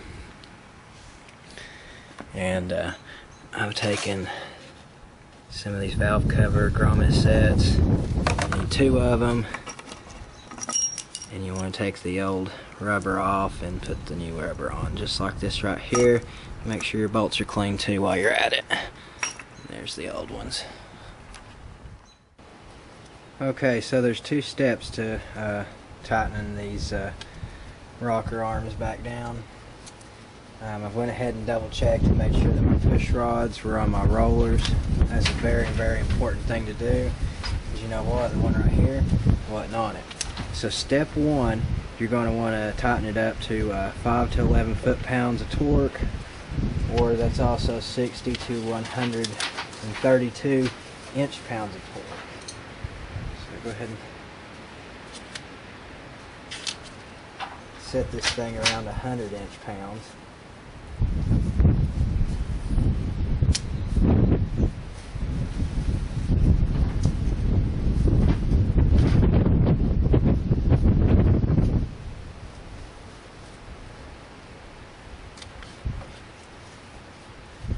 Actually, this one just goes down to 120, so that's what we're going to do, is just 120 foot-pounds of torque. I mean, inch-pounds, my bad.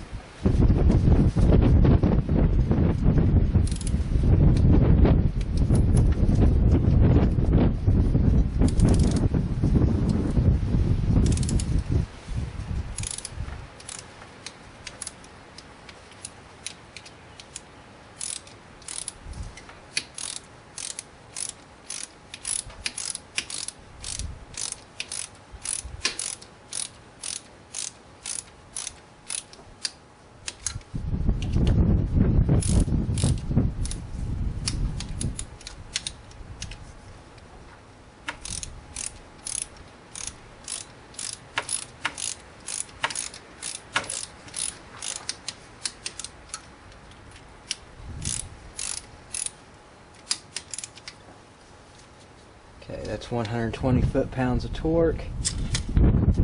Now let's go up to around 320 or so.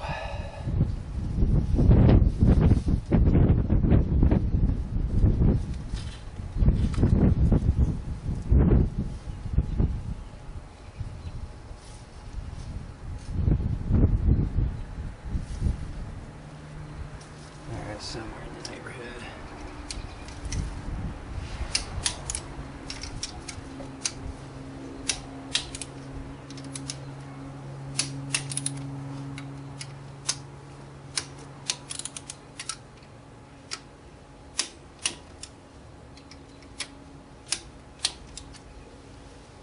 Go. So now we've got those installed.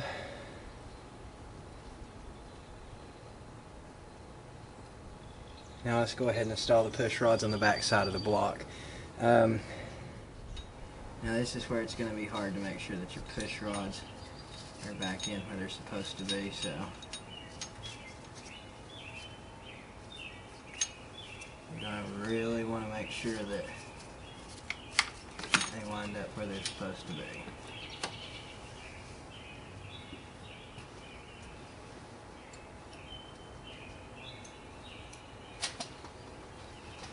And again, the same orientation that they were removed in.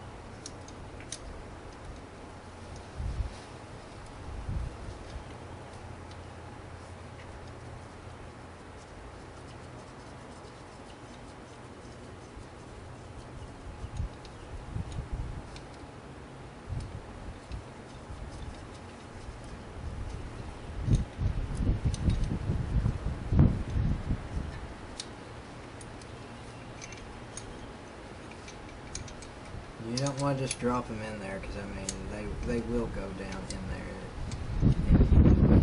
there.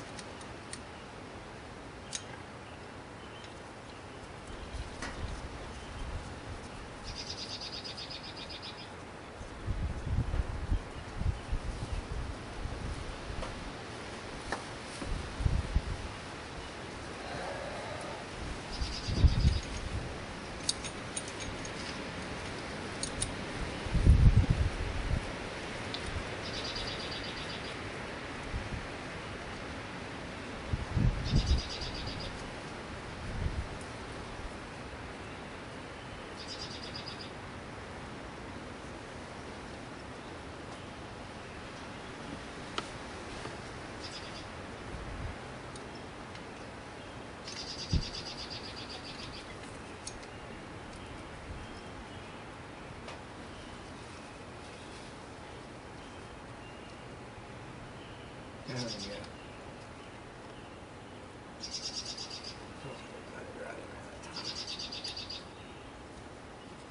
I bet without torquing those down, I bet we could just fire it up and it'd be just fine, right? Well, what I'm going to do is I'm going to take a light and have a look-see at that and make sure that they're all on the rollers like they're supposed to be, and then we'll torque these boys down too. Okay, here's my fuel rail, and there is the clean injectors that I've been putting in them. And here's what one looks like. All nice and cleaned up. I think you can see that clearly, I don't know. But anyway, these may be a tough pain to get out of the fuel rail, but there's no clips or anything that holds them in. You just push them back in or pull them out while wiggling to get them out of the fuel rail. And from what I read, it says not to use grease on these seals. It'll actually clog up the system. So, but and here's where you all, if you've been watching this, where I've repaired this with JB Weld. So hopefully it'll perform and function like it ought to. I don't see why it wouldn't. So let's go ahead and put the fuel injectors back into the intake manifold. Here I go to torque these to 120 inch-pounds of torque.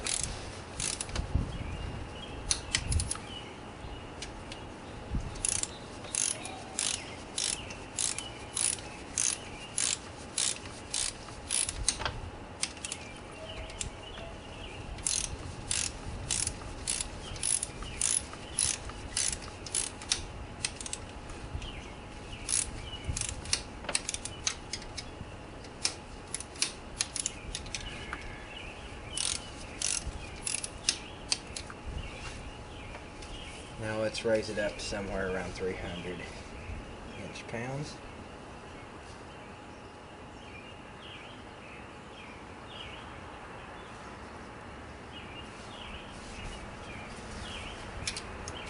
About 300 to 320.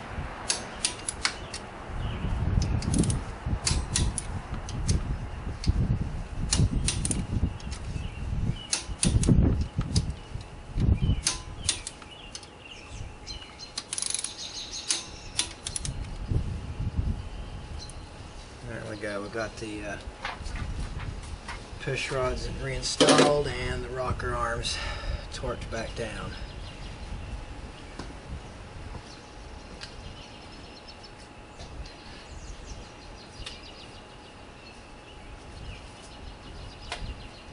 I checked the backside twice, but I'm going to just take my time and recheck the front ones again. Make sure that I can for sure see them in the rollers.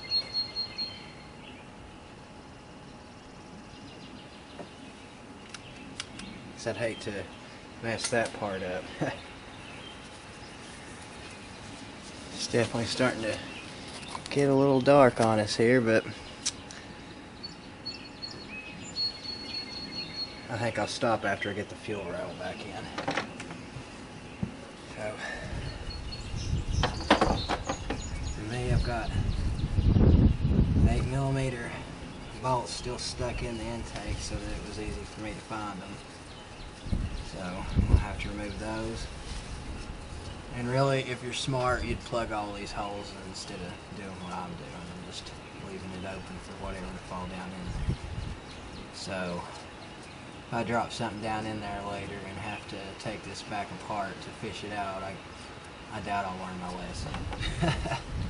Because I was changing valve cover gaskets on a rodeo and dropped a screwdriver bit down the spark plug hole. And if that wouldn't teach me to plug up these much larger holes, then I don't know what else would. But at least I'm honest with you guys, right?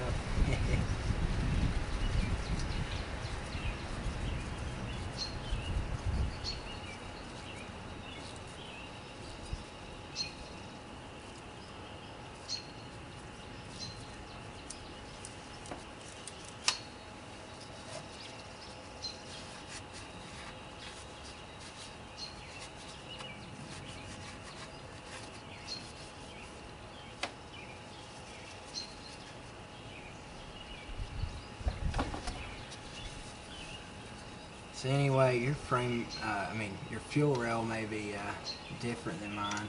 Depending on the year of your Taurus, some of them are metal, and those are much better than these plastic jokes here, but you just push the fuel injector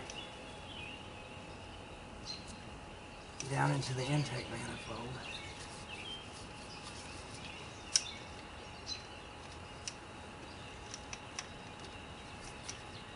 One injector at a time.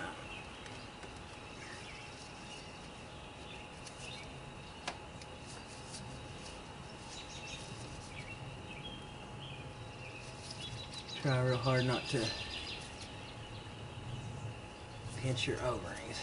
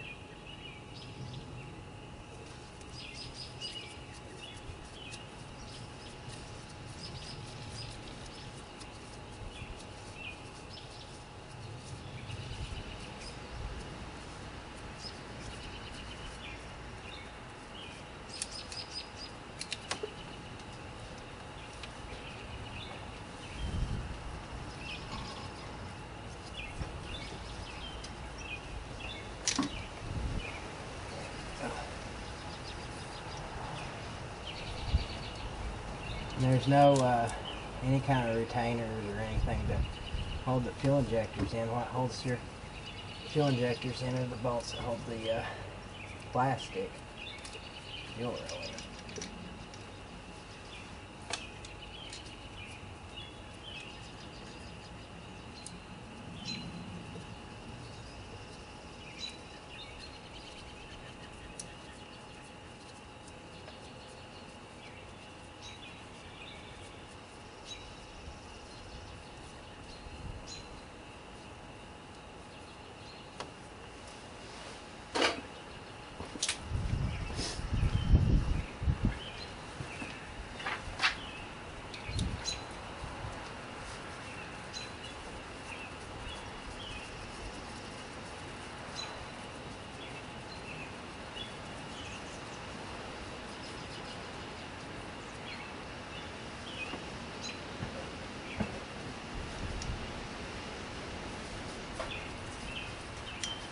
I guess really I wished I would have went ahead and finished up the water line that goes to the heater core from the water pump before I put these injectors in. But, well, I already got it started, so.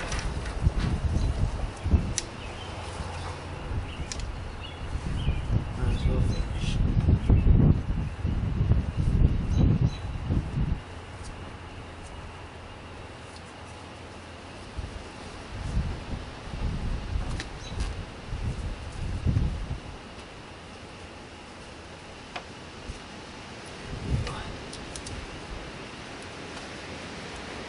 Injectors installed on the back side.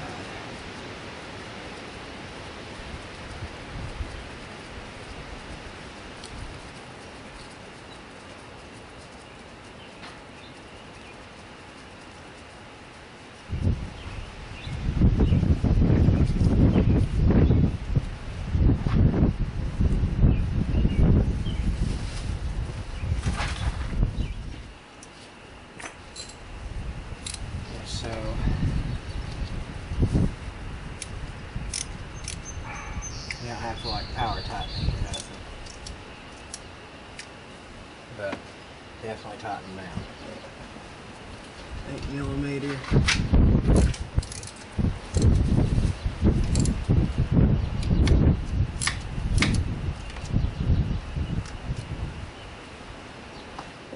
Places here on the between the intake and the head. And you need to put you some black Permafix on it.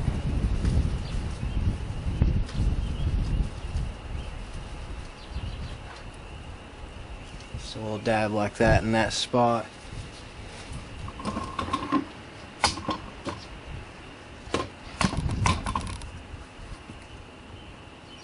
And you come over here, we'll do the same thing right here.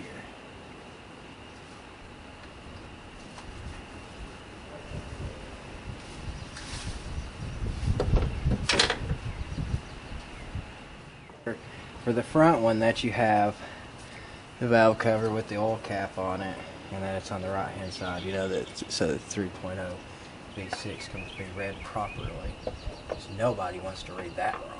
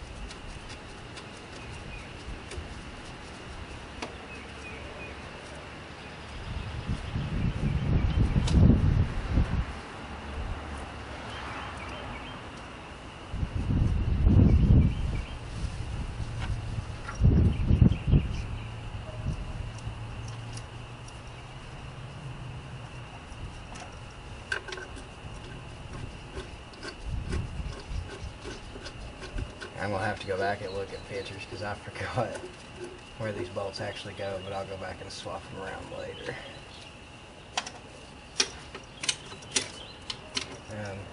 These don't require nearly as much force because, well, oh man, that's awful.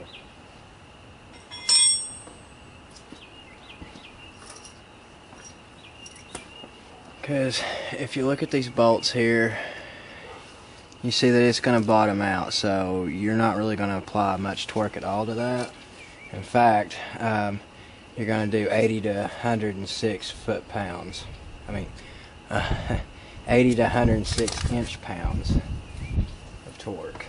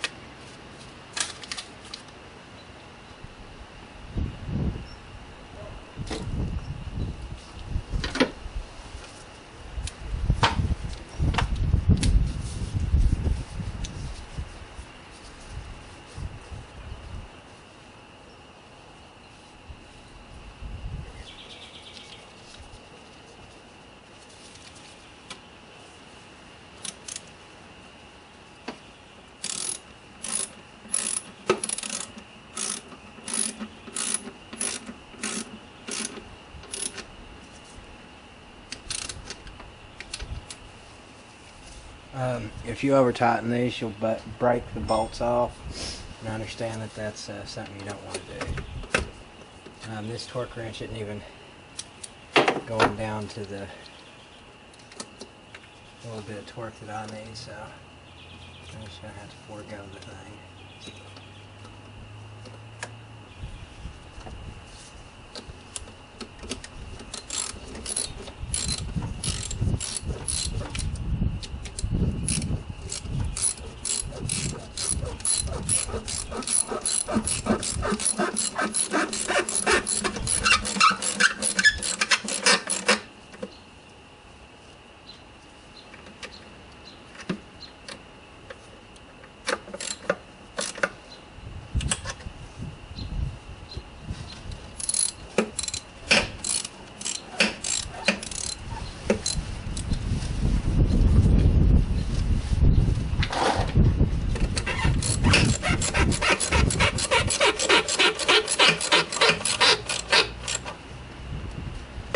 Because once you can tell that they're bottomed out, it's on there.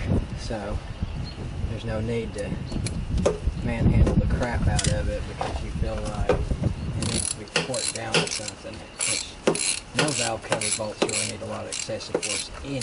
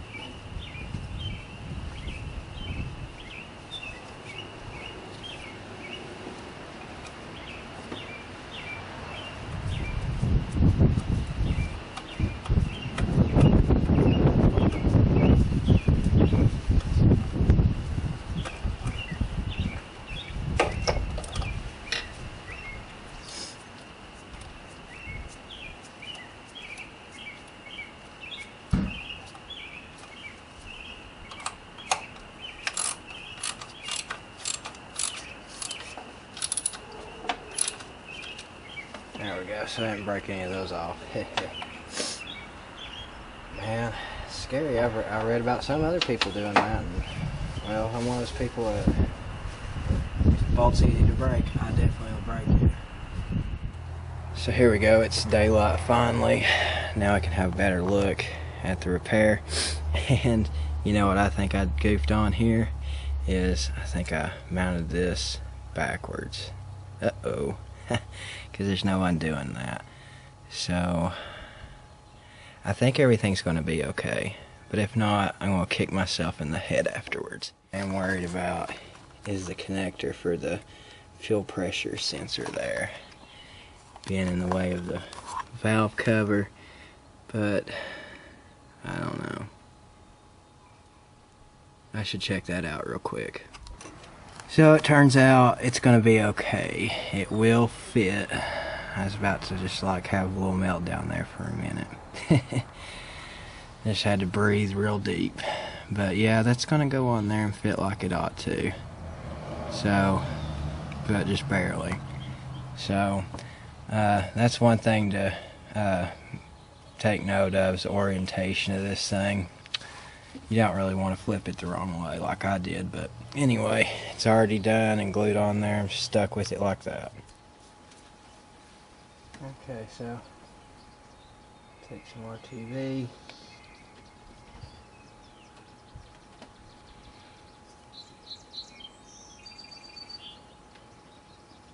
Put your dab there.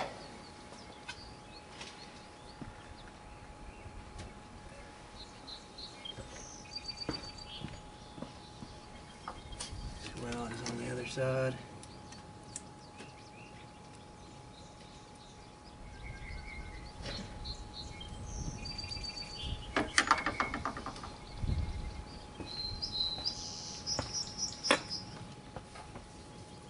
And take your valve cover.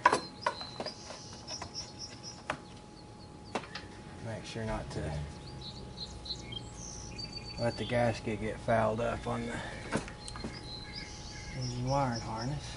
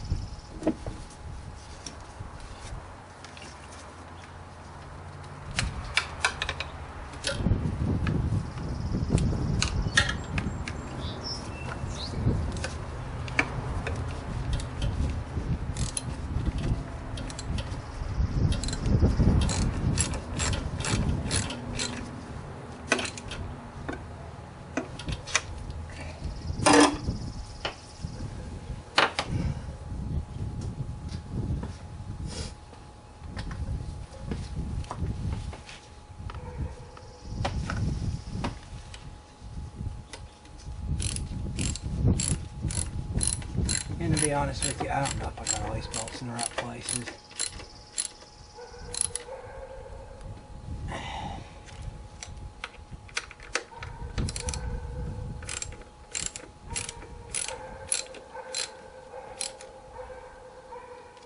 I pretty much don't care. Just want to get my car together. When we get to that point, be careful.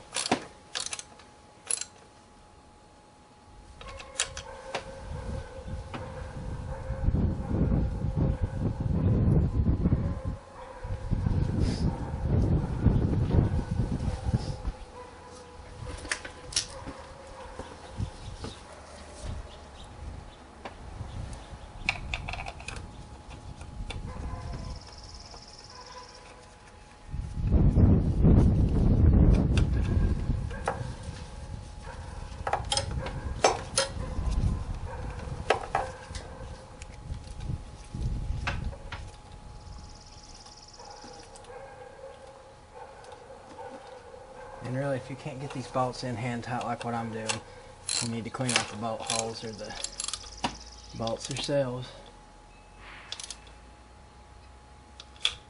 You're going to have problems if you don't.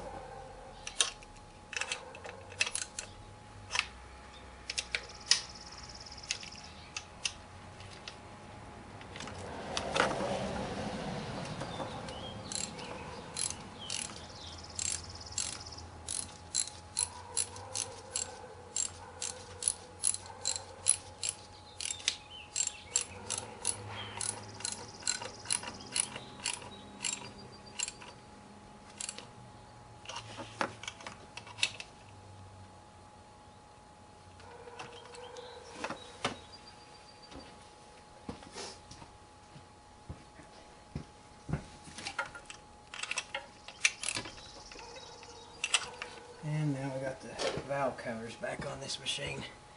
So let's go ahead and get the wiring harness somewhat out of the way. Make sure while you're working around their plastic fuel line, you do everything in your power not to make it hate you.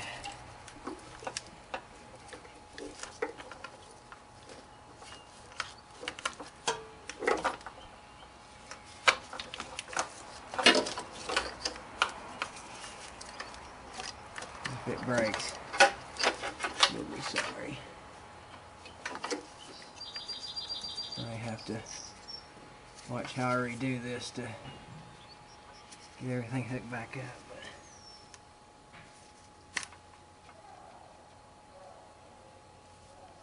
Clip broke off of this one, so that's awesome for me.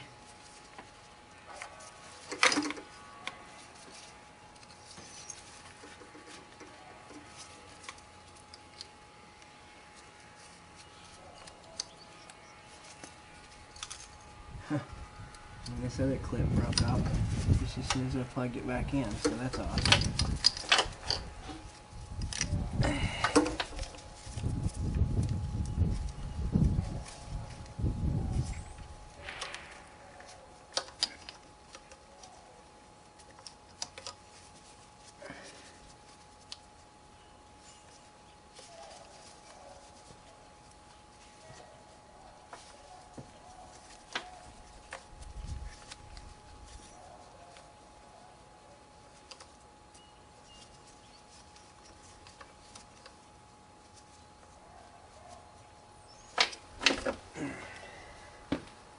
You have to excuse me, I'm going to have to wrangle these wires. Barely did manage to get that plugged in there. I mean, you can see just how tight of a crazy fit that is.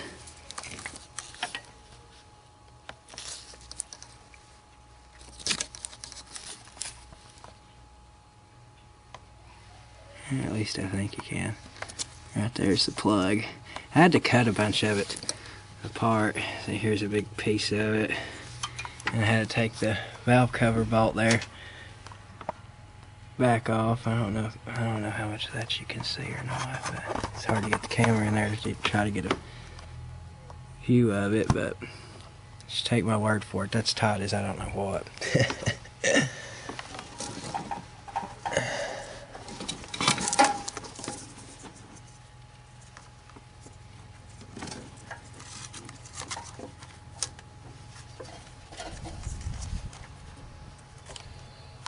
We'll reconnect our hose from our whatever.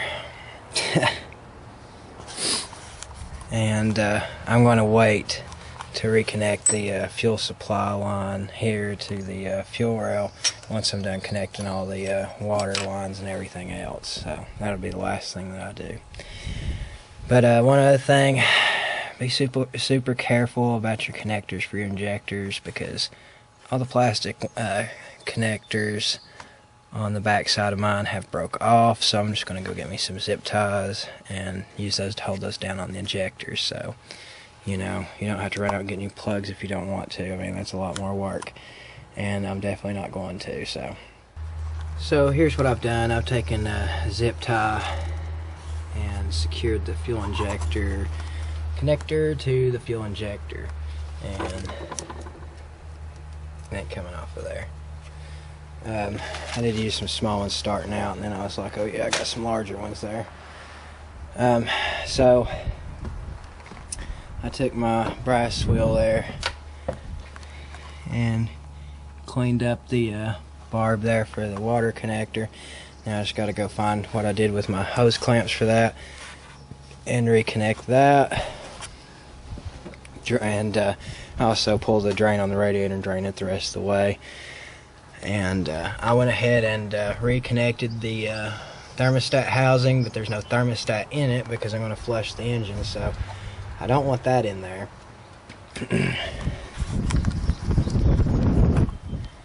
And my wiring harness isn't really going to be able to sit in there like it used to and it's supposed to, so it's just in there just however I could get it to go. And like I said, that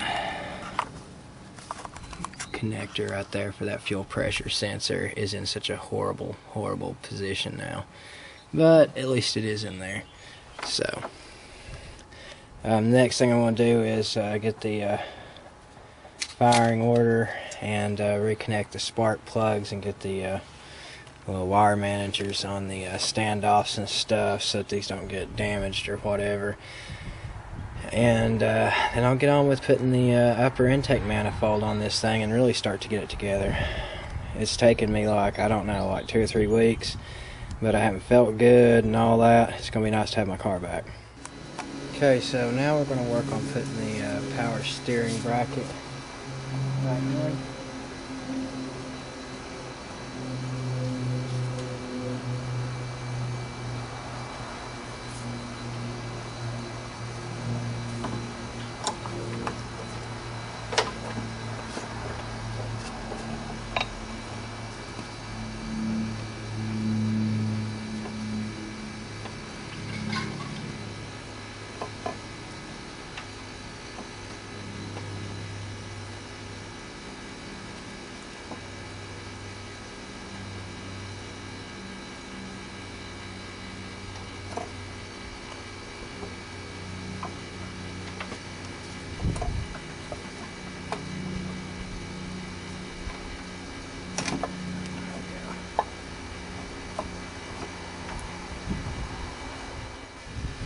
So now we'll need to put these studs in there. The coarser threads go on.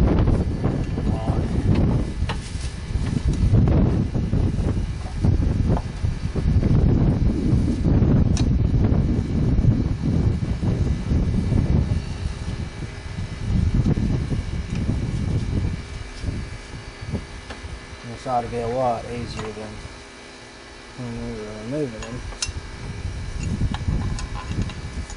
Now there's really 3 bolts that'll hold this thing up, the third being the bolt that the tensioner pulleys on.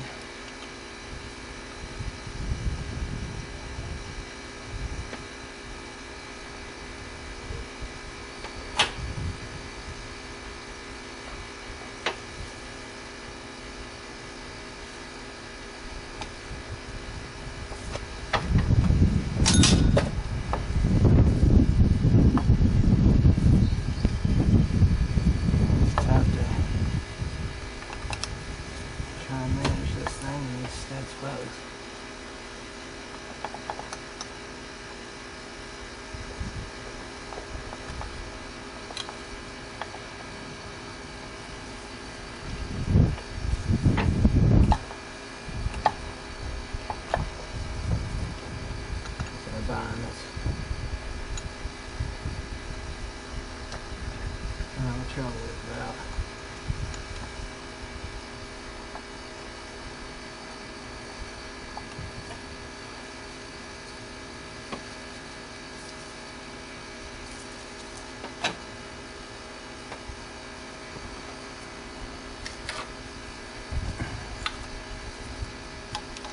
I can't get it in as far as I'd like to, so I'm going to take my vice grips and help it on out.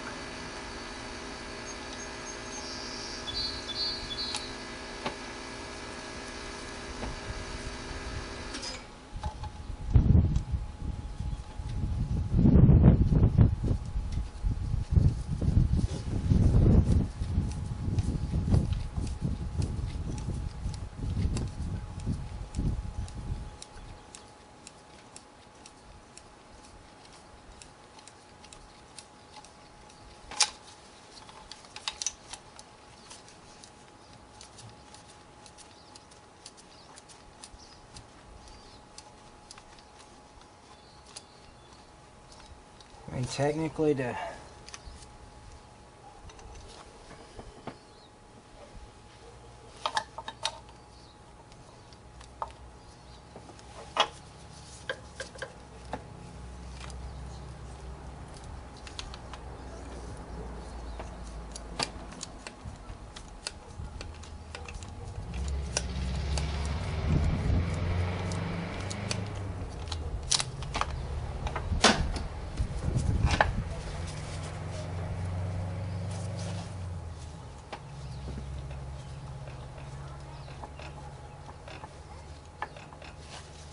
only reason I can't turn the studs is just because it keeps getting in a bind with the bracket it's holding up.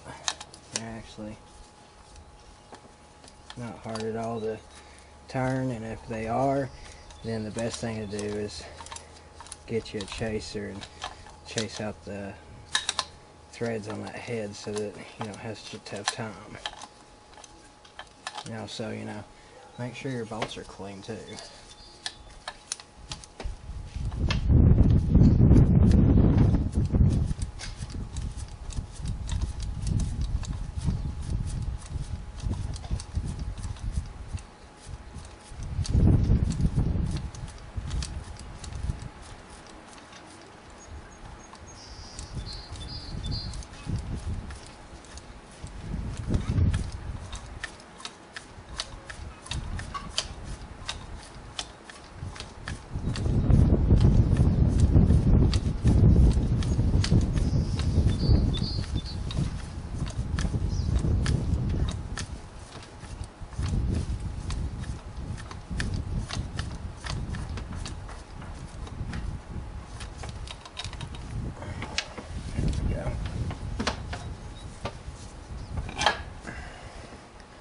Now we got the power steering pump and alternator bracket put back on there.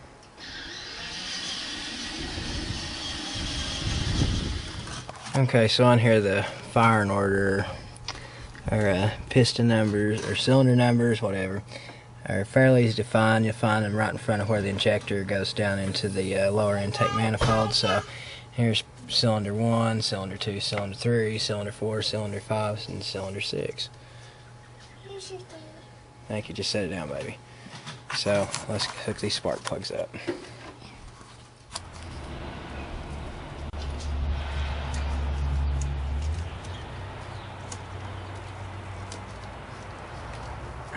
So here's number 1. That's right here on the coil pack, which should be clearly marked. And here's number 2. That's far enough.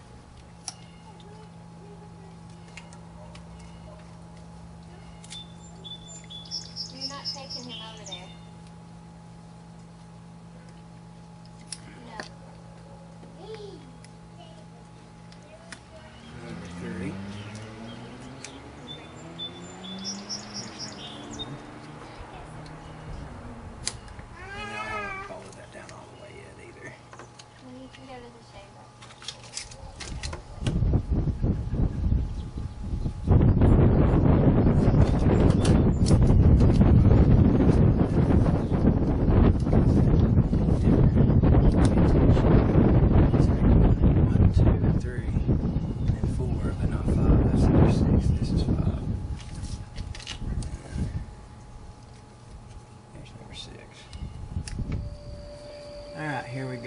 put the upper intake manifold back on here,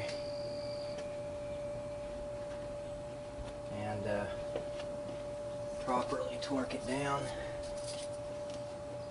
Make sure that the whole thing's cleaned up, free of debris and all that, unless you just want it to go down your engine and make your car run like crap.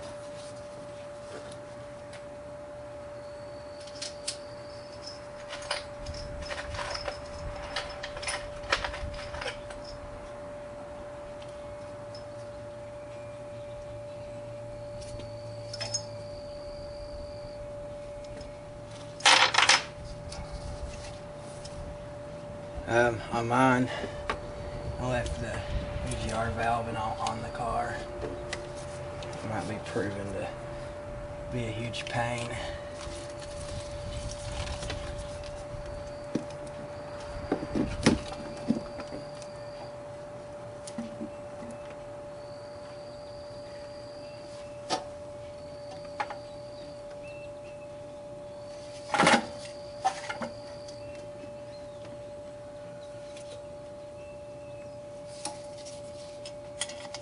The short bolts go in the front of this thing and the long bolts go in the back. Get a couple started in there just to hold it in place. I'll try to naggle it on down in there into position. It's mad about what I've done with the wiring harness.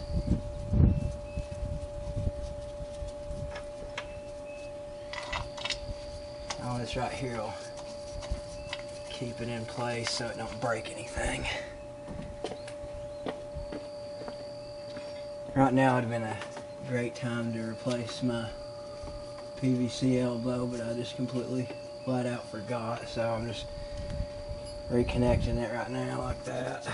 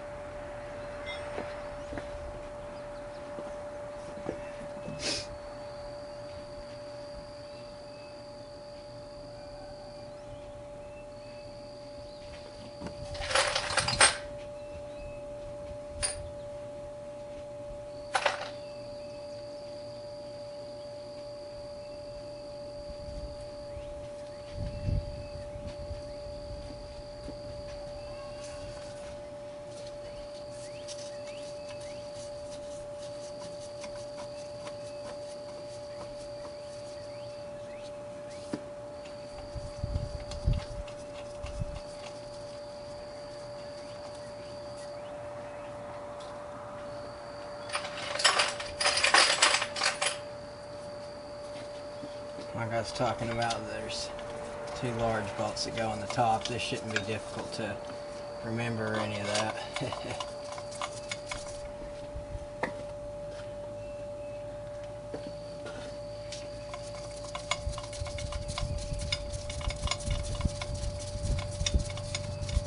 And you definitely don't want to use an impact tool or anything like that on this to put them in there. I know the temptation's pretty great for me too, so I'm not going to.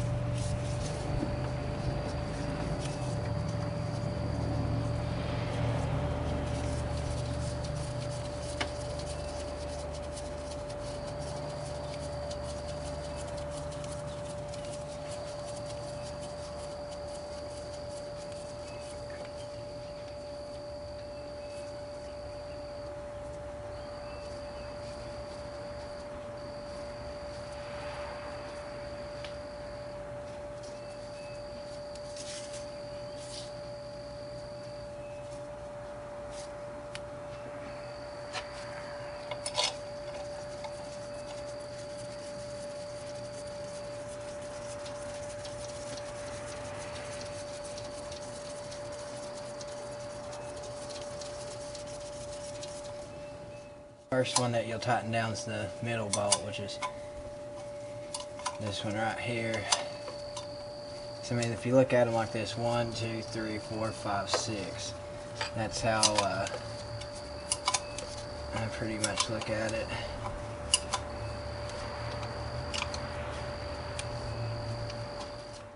Okay, there you go. I know you can see all the bolts and everything now, so let's go ahead and get started. First pass will be at around 180 inch-pounds of torque. Starting here, and we'll call this bolt number 1.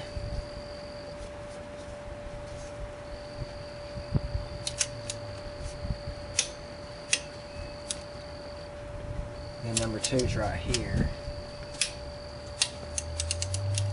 And 3.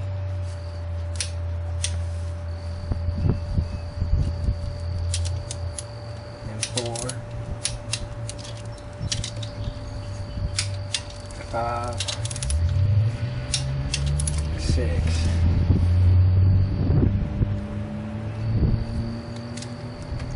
Now let's try to get up to somewhere around 216 foot-pounds of torque. And again,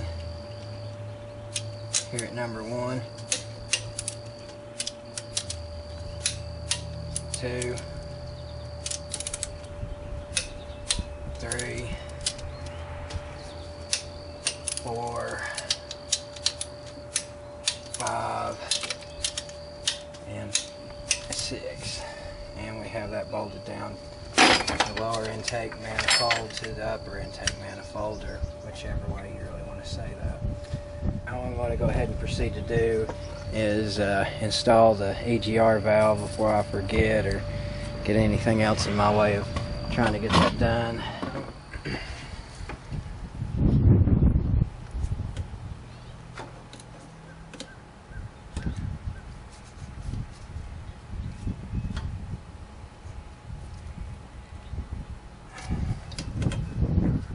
Go ahead and connect the other hoses and connectors, some of them, sorry guys, I wound up doing off camera.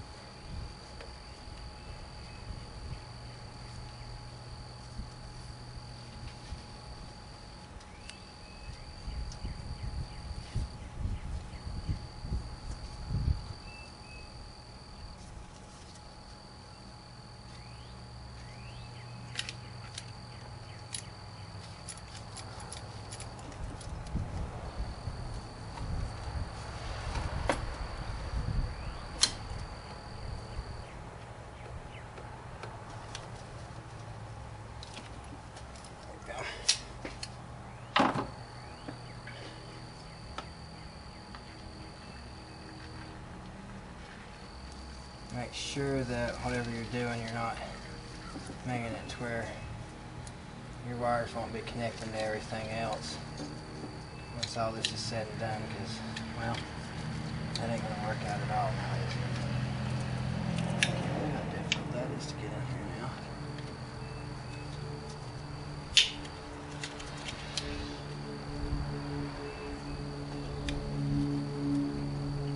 Oh, well, maybe that's because it ain't supposed to. Figure out what I did with the connector for that. No, sliding way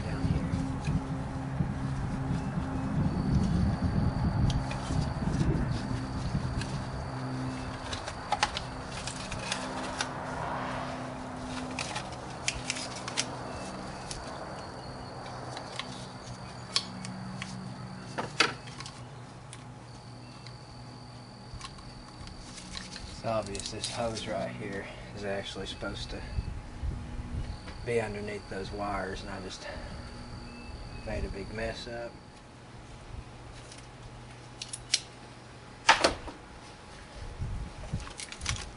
And we got no problem hooking everything up.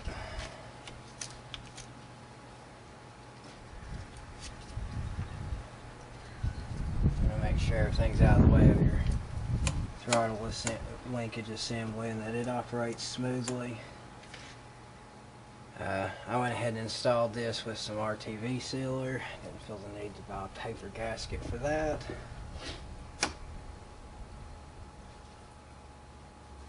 So I just need to find the bolts, and I'll get the EGR valve, and of course a brand new gasket for that sucker. Right here, that is 70149. Duracrap, I mean last. Okay, so I got that pesky EGR valve in, and forgot to video me putting the throttle cable and all that in, but you know, if you're doing this kind of job, you should be able to figure out how to put that back on. Reconnected the connector for the throttle position sensor and the idler air control valve, and the hoses that hook up to the DPFE or EF or whatever in the world, and also the vacuum line that runs to the EGR valve. And let's see here, just got the solenoid here that needs to be plugged back in whenever I can find its connector, which those are right here, looks like. Yep.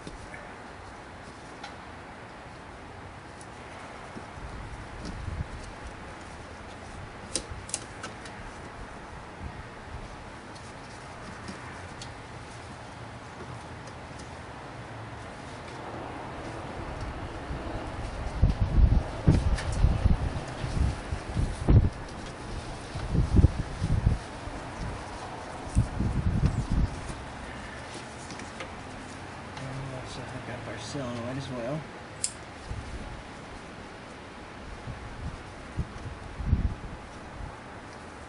And there we go, we got those all hooked up.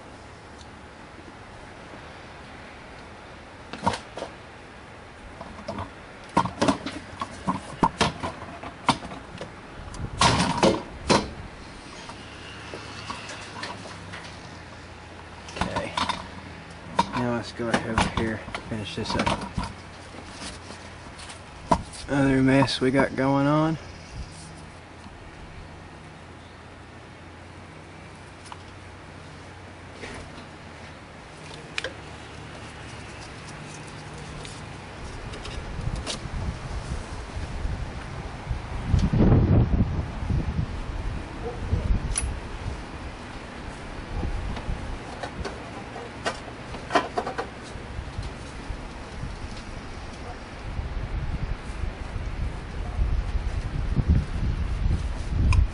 I went ahead and I have my serpentine belt already ran down through here for convenience while all the pulleys and everything else is off and out of the way. What we'll go ahead and do right now is reinstall the idler, the tension idler.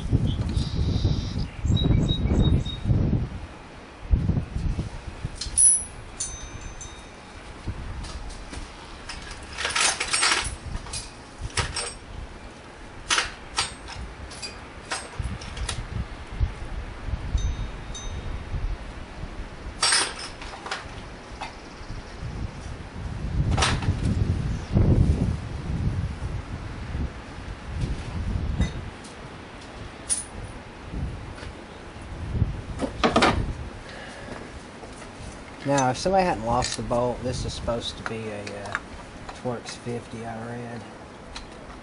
But somebody else replaced the bolt with the other one. And I got a good idea who you are there, Big John, but I don't really care. I care more about whoever busted the fuel rail now.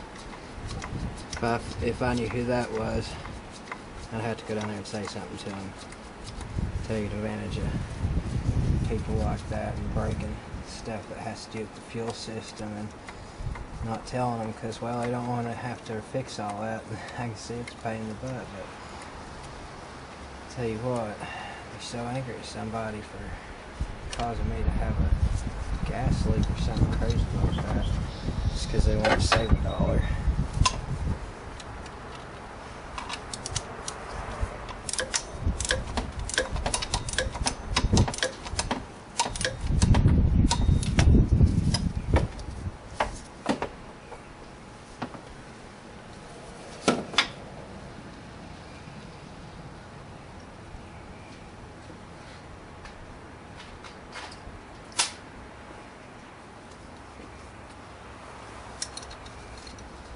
I'm going to put the nuts back on the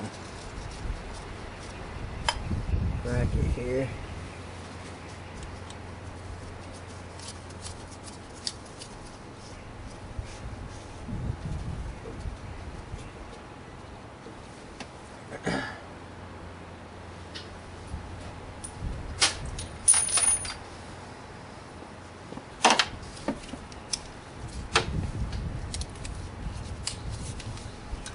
There's 13 millimeters.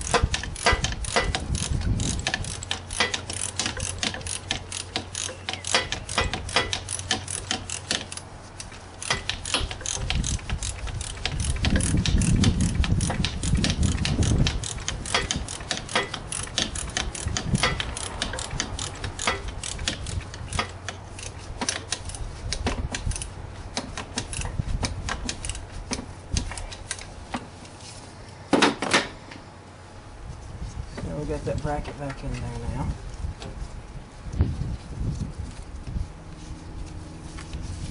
Not sure what this one goes to, but sure we'll figure it out.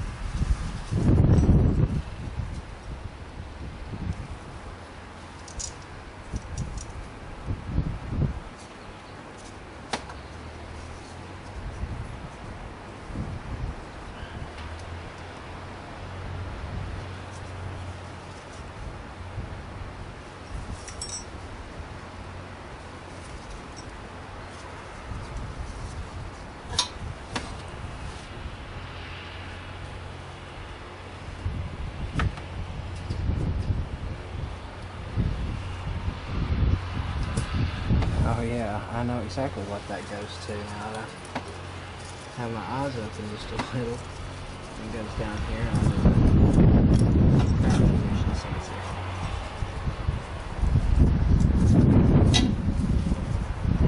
And take my word for it, you definitely want that plugged up. I ain't going anywhere about that.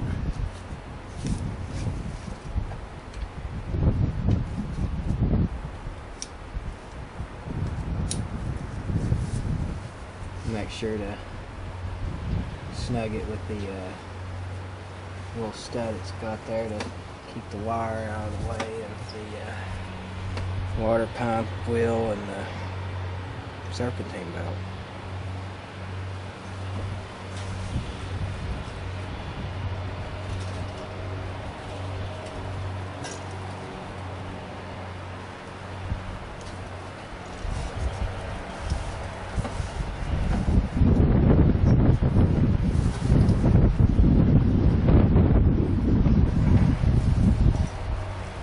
going to go ahead and put the oil pan on. I'm not going to video that. That's not very impressive or anything. I can't really get a good camera angle on that. And go ahead and put the exhaust back so I can put the heat shield back in, because I can't move this really because the exhaust is in the way.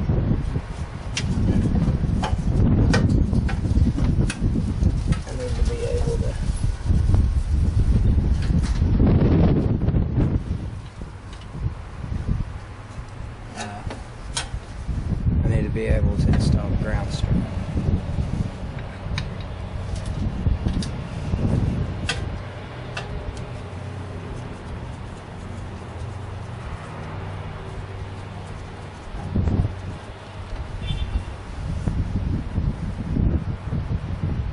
Now let's hook up that pesky fuel line. Just a simple quick connect. Push it in there gently and don't break it.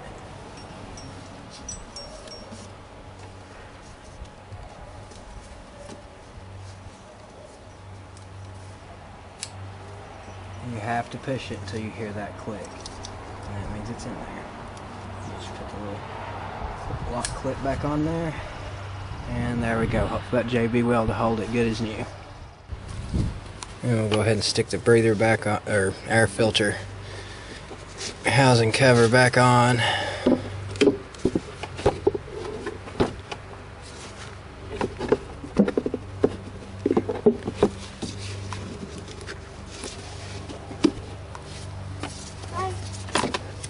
Oh yeah.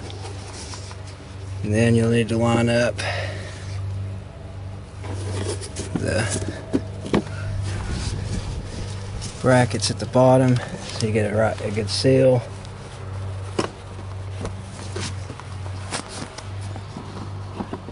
Do this.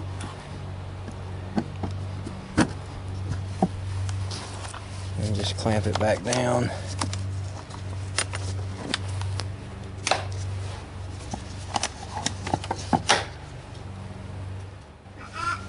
You want to go ahead and hook your vacuum hose up to the elbow fitting. And wherever that wire went. Okay, I went ahead and put the water pump pulleys, 4 13mm bolts back on. And I just started to put the idler pulley here back on. And we've already got the tensioner pulley down there on. So next we're going to go ahead and put on the alternator. The thing you're going to want to do is, this is an auto adjustment sleeve. You're going to want to tap it flush from behind. See, it'll move in and out to adjust the alternator's positioning. So you'll want to make sure, and from the back side, tap it on out so that you'll have no trouble getting your alternator in there.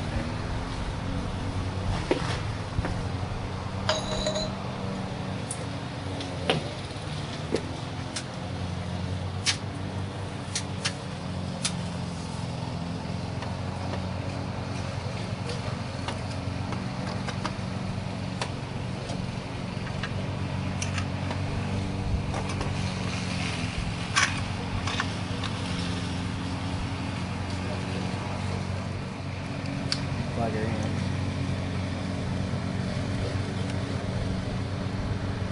And you got a 10mm bolt on the back that'll connect it to the charging system.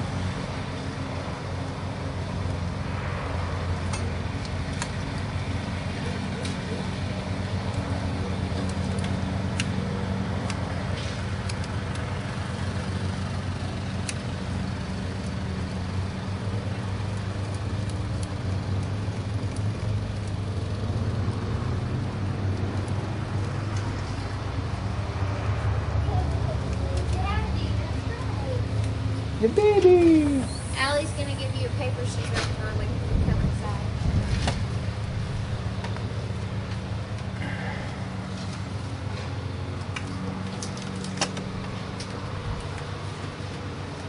Taking him to bed, baby.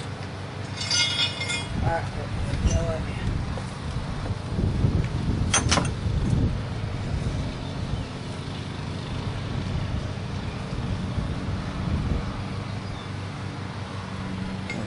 So this thing here, an arm like this or something like that, right? Could be. Oh yeah. Oops.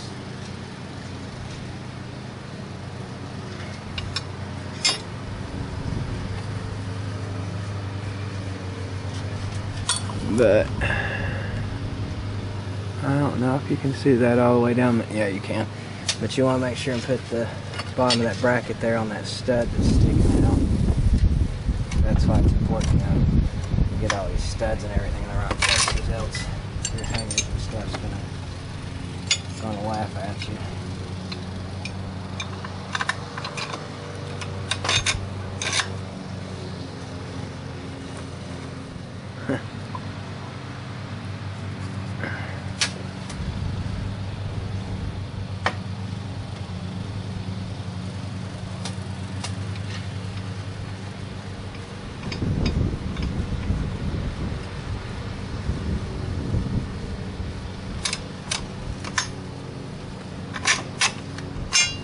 Okay, so after you've got your bracket down there in the bottom, you'll want to make sure that it can go right here in the engine dampener.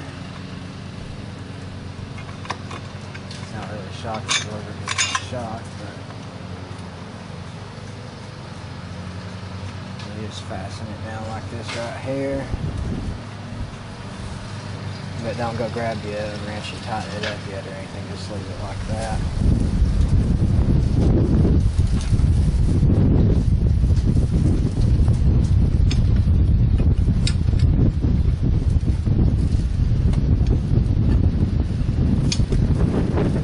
Make sure in the process that you're not getting your belt all caught up in your hardware here just like that.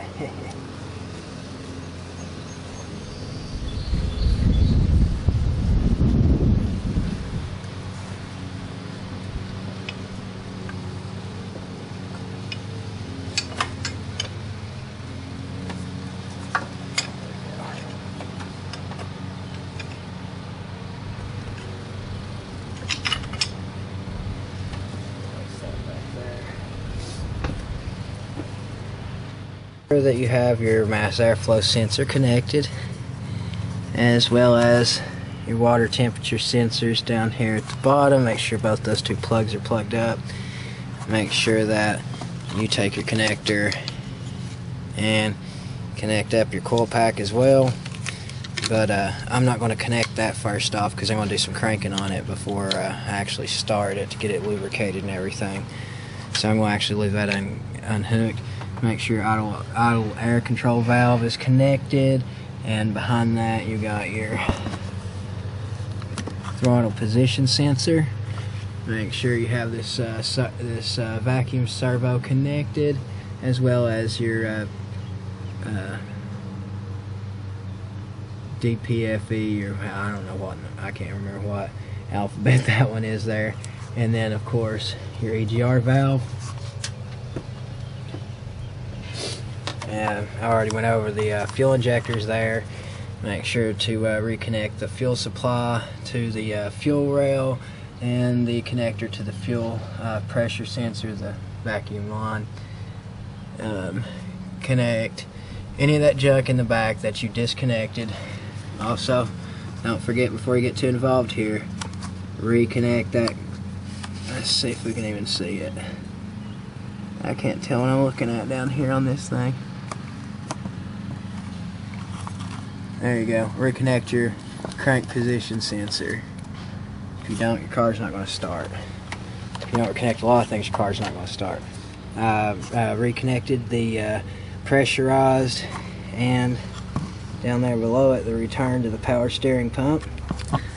I'm also going to reconnect the two connectors that go down to the oxygen sensors, and the connector for the clutch for the air conditioner compressor. I've also hooked up the I don't know if that's some kind of Freon sensor or what in the world that is down there. That's on the back of the compressor with the long fittings. I'm not an AC guy, but I've got that reconnected. Reconnected the wire to the alternator, as well as the charging wire. Got the spark plug wires all plugged back into the coil pack with the plugs and wires in the correct order and all that good stuff. Checked it at least twice. All the bolts have been torqued down like they ought to, or at least close enough. And we've got the air filter and all that on there. So all we got left to do is just a little bit to get the serpentine belt on here and what's underneath here, which is oil pan gasket time. But waiting to get the other cars so that I can go down at the AutoZone, get me a can of Idiot Spray, clean that up, and install a new oil pan. And then I have to put the exhaust manifold back up, which is kind of just dreading that one, I guess. I hate anything to do with exhaust work. And then, yeah, get the starter back in the thing and put the fluids back in it and start having fun flushing the crap out of it. Alright, got my gasket all laid out, ready to go in my oil pan. And the diagram that I'm going to follow on how to torque them down. Just to show you here, there's 4 spots where you're going to have to put you some engine sealant, RTV sealant, whatever. Right there is where the front cover meets the engine block. You want to put it on both sides, and back here at the back near the main bearing you want to put some on each corner there, and then we're going to put the oil pan up. Really dreading this part between that and the exhaust. So there we go, I got the oil pan back in, and tomorrow when it's daylight I'm going to work on getting the exhaust back into this thing. Yeehaw. So here's how I got my exhaust back up. Well, getting it up so far anyway. I went ahead and put that nut there on that one bolt. I don't have the other one in yet, and it's not tightened down or anything. It's just on there to make sure that it's hanging into position. But this is how I found the easiest way, and it didn't take me long at all to figure this out. Just 2 tries, and I realized I needed a block of wood under here. But anyway, get your jack and jack up on the front portion of the exhaust, and on the underneath side, you know, just wiggle and finagle the union there together and get your clamps to lock down together. And then I'm going to go over here and try to get the bolts in for the rear of the engine, or the left side of the engine really. But other than it just being hard to get both my hands up in there to work that after jacking it up, I mean, it's not really that hard. Okay, so I'm going to go ahead and put this bolt here back in the alternator, and it's a 13mm.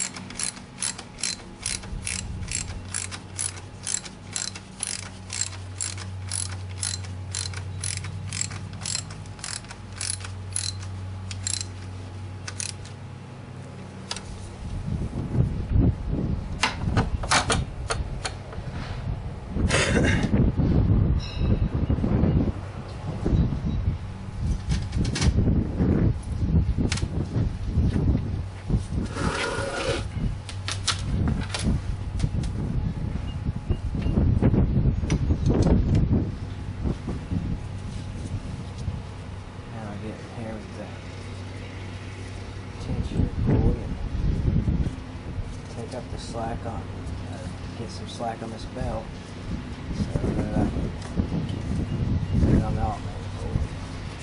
The 15mm, some people tell you to use 2 and lock them together, but if you got the coolant recovery tank out, I don't see why you really have to. But you make sure and pull it towards the front of the car.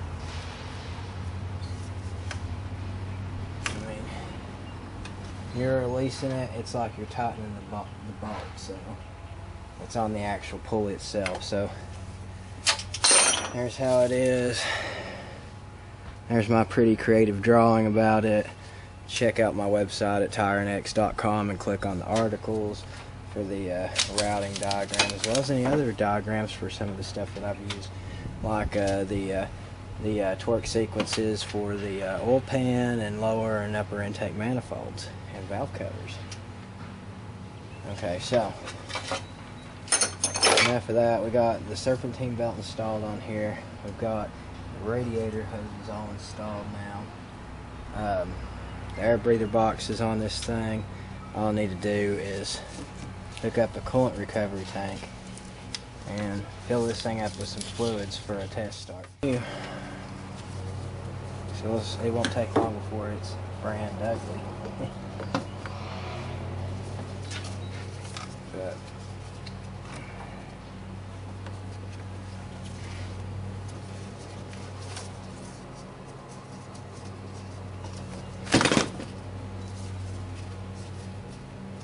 you get pretty much no real room to work or any hose to work with here in this bottom hose that you need to make sure you connect first before you do anything else.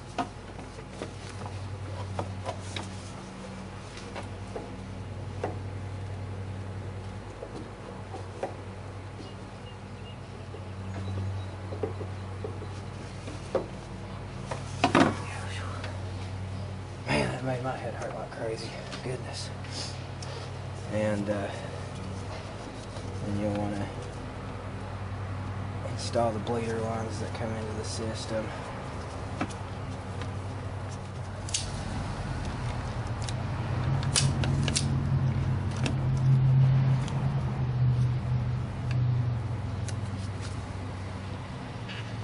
When you put these back on here, it's preferable that you put these in the same orientation which they were on, but I don't always do that, but it's best if you do.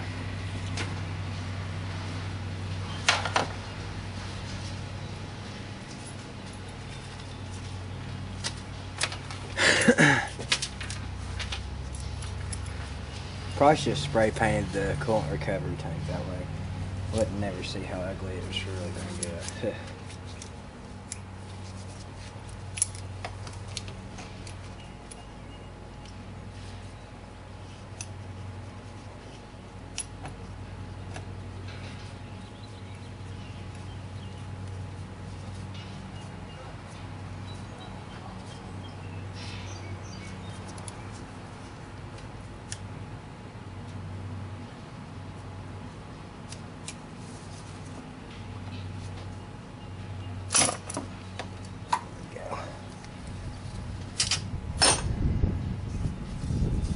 First time I replaced these, it took me forever to get that on there.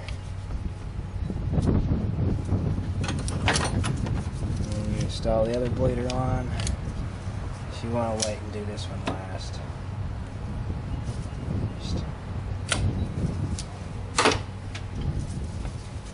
And there's a little slot on the inside of the fender that this goes to.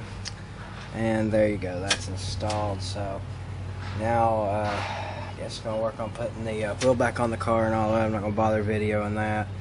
And also put in the splash guard as well. And I'm going to work on flushing this engine out of this car. So let's tighten down this 15mm bolt.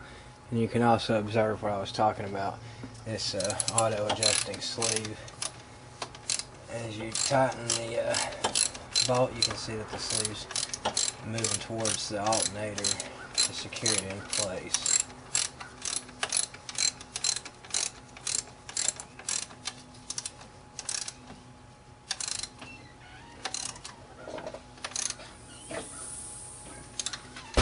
And also don't forget to tighten the 13mm bolt here that secures the engine to the engine dampener.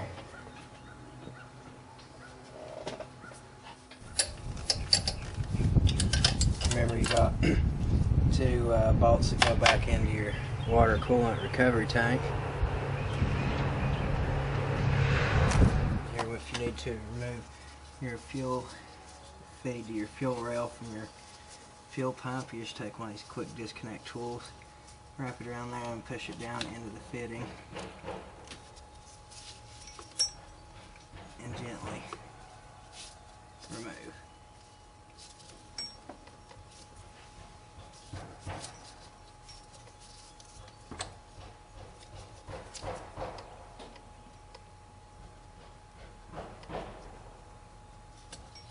There we go.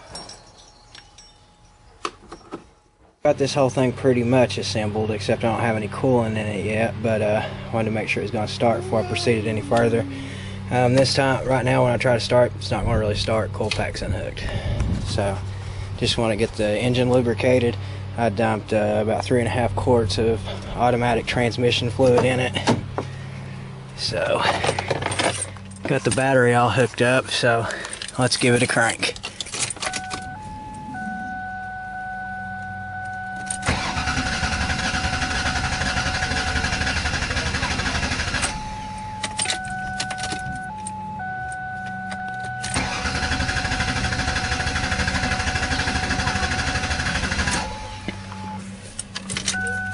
It's okay, buddy.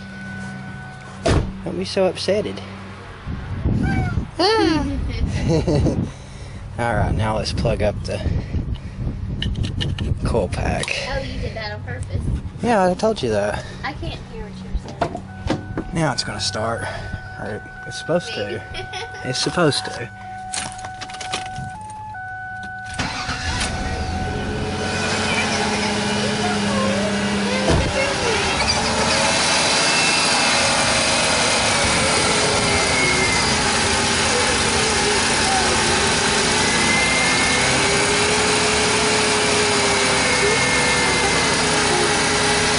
It might sound just a wee little rough, but did fire right up. Here you can tell the car's running a lot better, but it's kind of noisy because the serpentine belt's wet over there. And you can see what happens if you don't put a water, or if you don't put a gasket on your your thermostat housing. But I got water being pumped in from the water hose there. Keep it all nice and topped off at the same rate that it's using it, for the most part. But no thermostat in there to keep it from cycling the water through there to clean that thing out. And like I said, Walmart's finest. ACV, apple cider vinegar.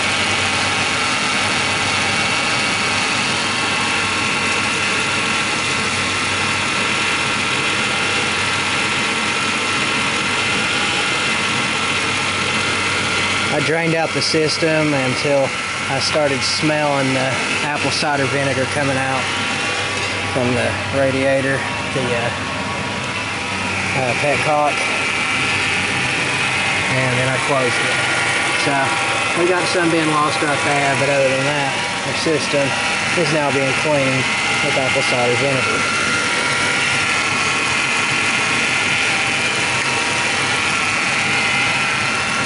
Now I'm going to let that run for a couple minutes like that and then shut it off. And a little later tonight, I'll flush it back out with water again. So here I'm working on trying to flush out my engine. I got the vinegar out of it, and that's straight up water that's in it.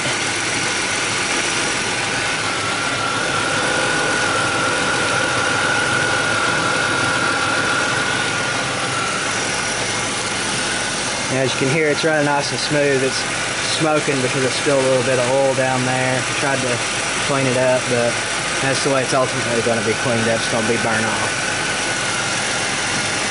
But anyway, after you use any kind of cleaner on your engine, you have to flush it out with lots and lots and lots of water. So until you get that nice and clear, just keep it flushing. And it's just like right here under the driver's side, there's the petcock. And you just drain your radiator with that. Then don't forget to turn the water back on. Okay, I'm just sitting here letting it warm up and get hot with just the straight water in it. It's probably not going to build up any pressure because over here at the thermostat housing. There's no gasket or thermostat in it. Here's what the transmission fluid looked like that was drained out of the engine. Doesn't look like there's any water in it, thank God. So, but also after examining the oil that came out of it to start with, there wasn't any water in it either. The only water that was in the pan just came from taking the intake out and all that. So the only problem we really had with the whole thing was just getting water into the oil and not the other way around like I thought. So I'm going to let this thing sit here for a little while and get hot. Then I'm going to dump all the water out of it after it cools off for just a little bit and fill it back up with antifreeze. And then it's going to be time for a road test. Go ahead and put our brand new thermostat on. So there's a thermostat housing, and you'll have 3 10mm bolts. You won't see me take off the bottom one because I didn't put it back in when I put the housing back together without the thermostat in it.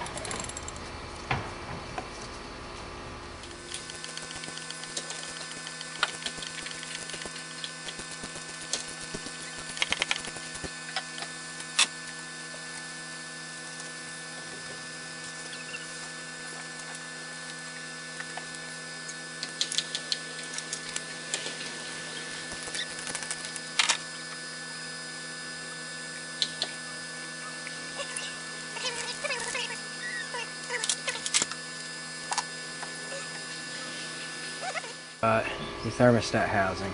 Now mine's already been cleaned up and I even painted it a little, but here's how you'll want to put it back together. Now here's the proper way to put the thermostat on, and it's not that. It'll go both ways, and it's hard to tell on camera, but this isn't actually perfectly round. It's kind of got an oblong shape or something other to it. Most of these have a little hole on the thermostat that marks it. But you just keep rotating it and make sure that whichever orientation that you mount it in, that it's flush against this housing. Otherwise, you'll have leaks. Because right here at the middle of the top 2 bolts, you'll see that that's not the same size diameter as, say, down here.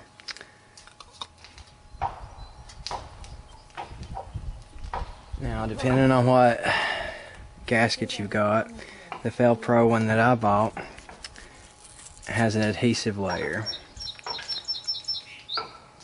and it's making it take more time to even try and get it off of there. That's awesome.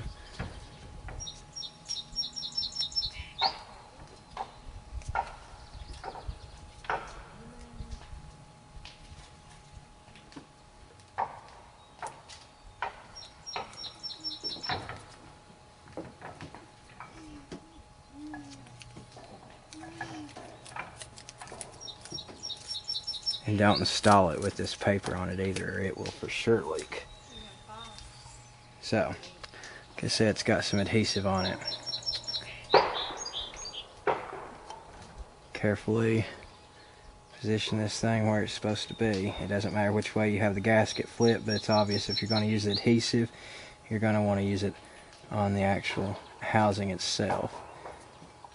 So, you put it like that right there with the thermostat behind the gasket, not in front of it.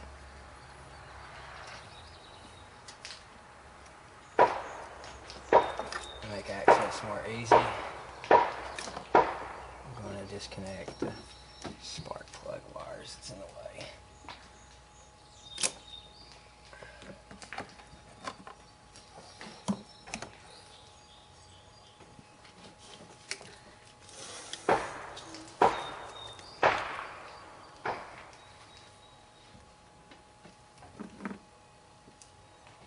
Remember, you got 3 bolts to put in. Don't skip one or any of that.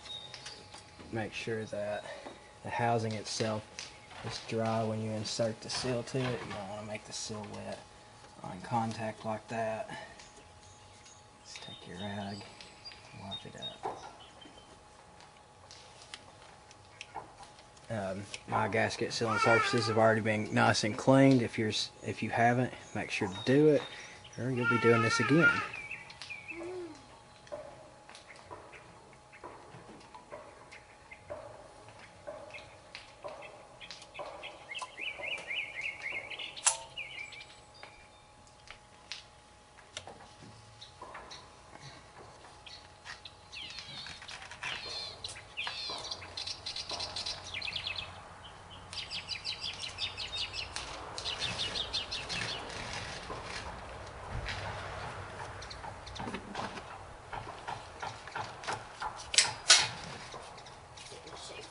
drop your bolts. That makes it much more harder, so try not to do that.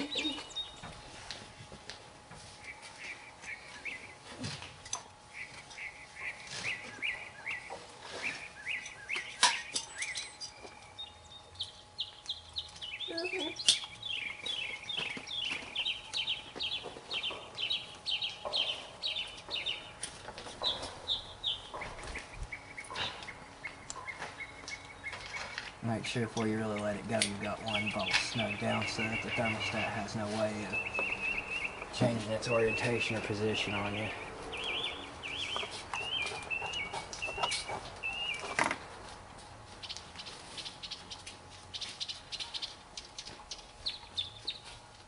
You've got that all done, then it's time to pick up your upper radiator hose back to it.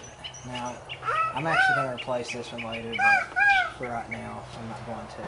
But it's in bad shape from oil damage and stuff like that. It's swollen. But, like I said, that's for another day's mess. I need my car running today.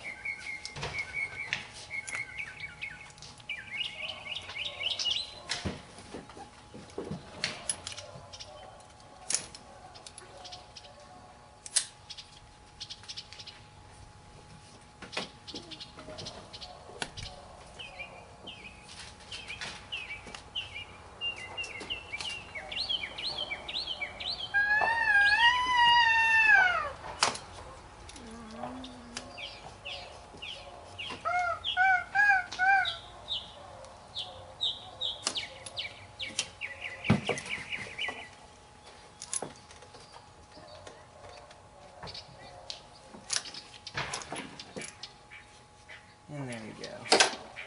Make sure when putting these hose clamps back on that you put it back in the same orientation position that it originally was in. That'll give it the best, longest lock, but in my case, I'm not really concerned about that. Another day or two, I'm going to replace the hose anyway.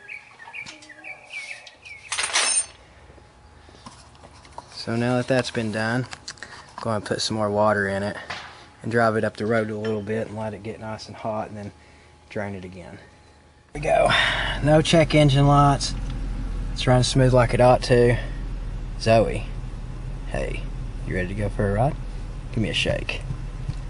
Give me a shake, puppy.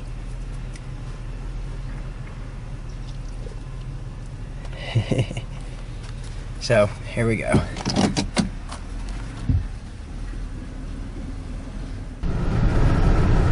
So the engine's starting to warm up a little. Everything seems fine. That's how everything starts wrong, right? So anyway, I'm going to take this thing down at the gas station, put a little bit of go fumes in it, and see if it's leaking anything when I show up over there. If it is, make sure and show you on camera. And if it's not, well, then you won't be seeing anything. Okay, so I made it back without any kind of incident or anything. That's kind of shocking for me. Anyway, don't ever do this.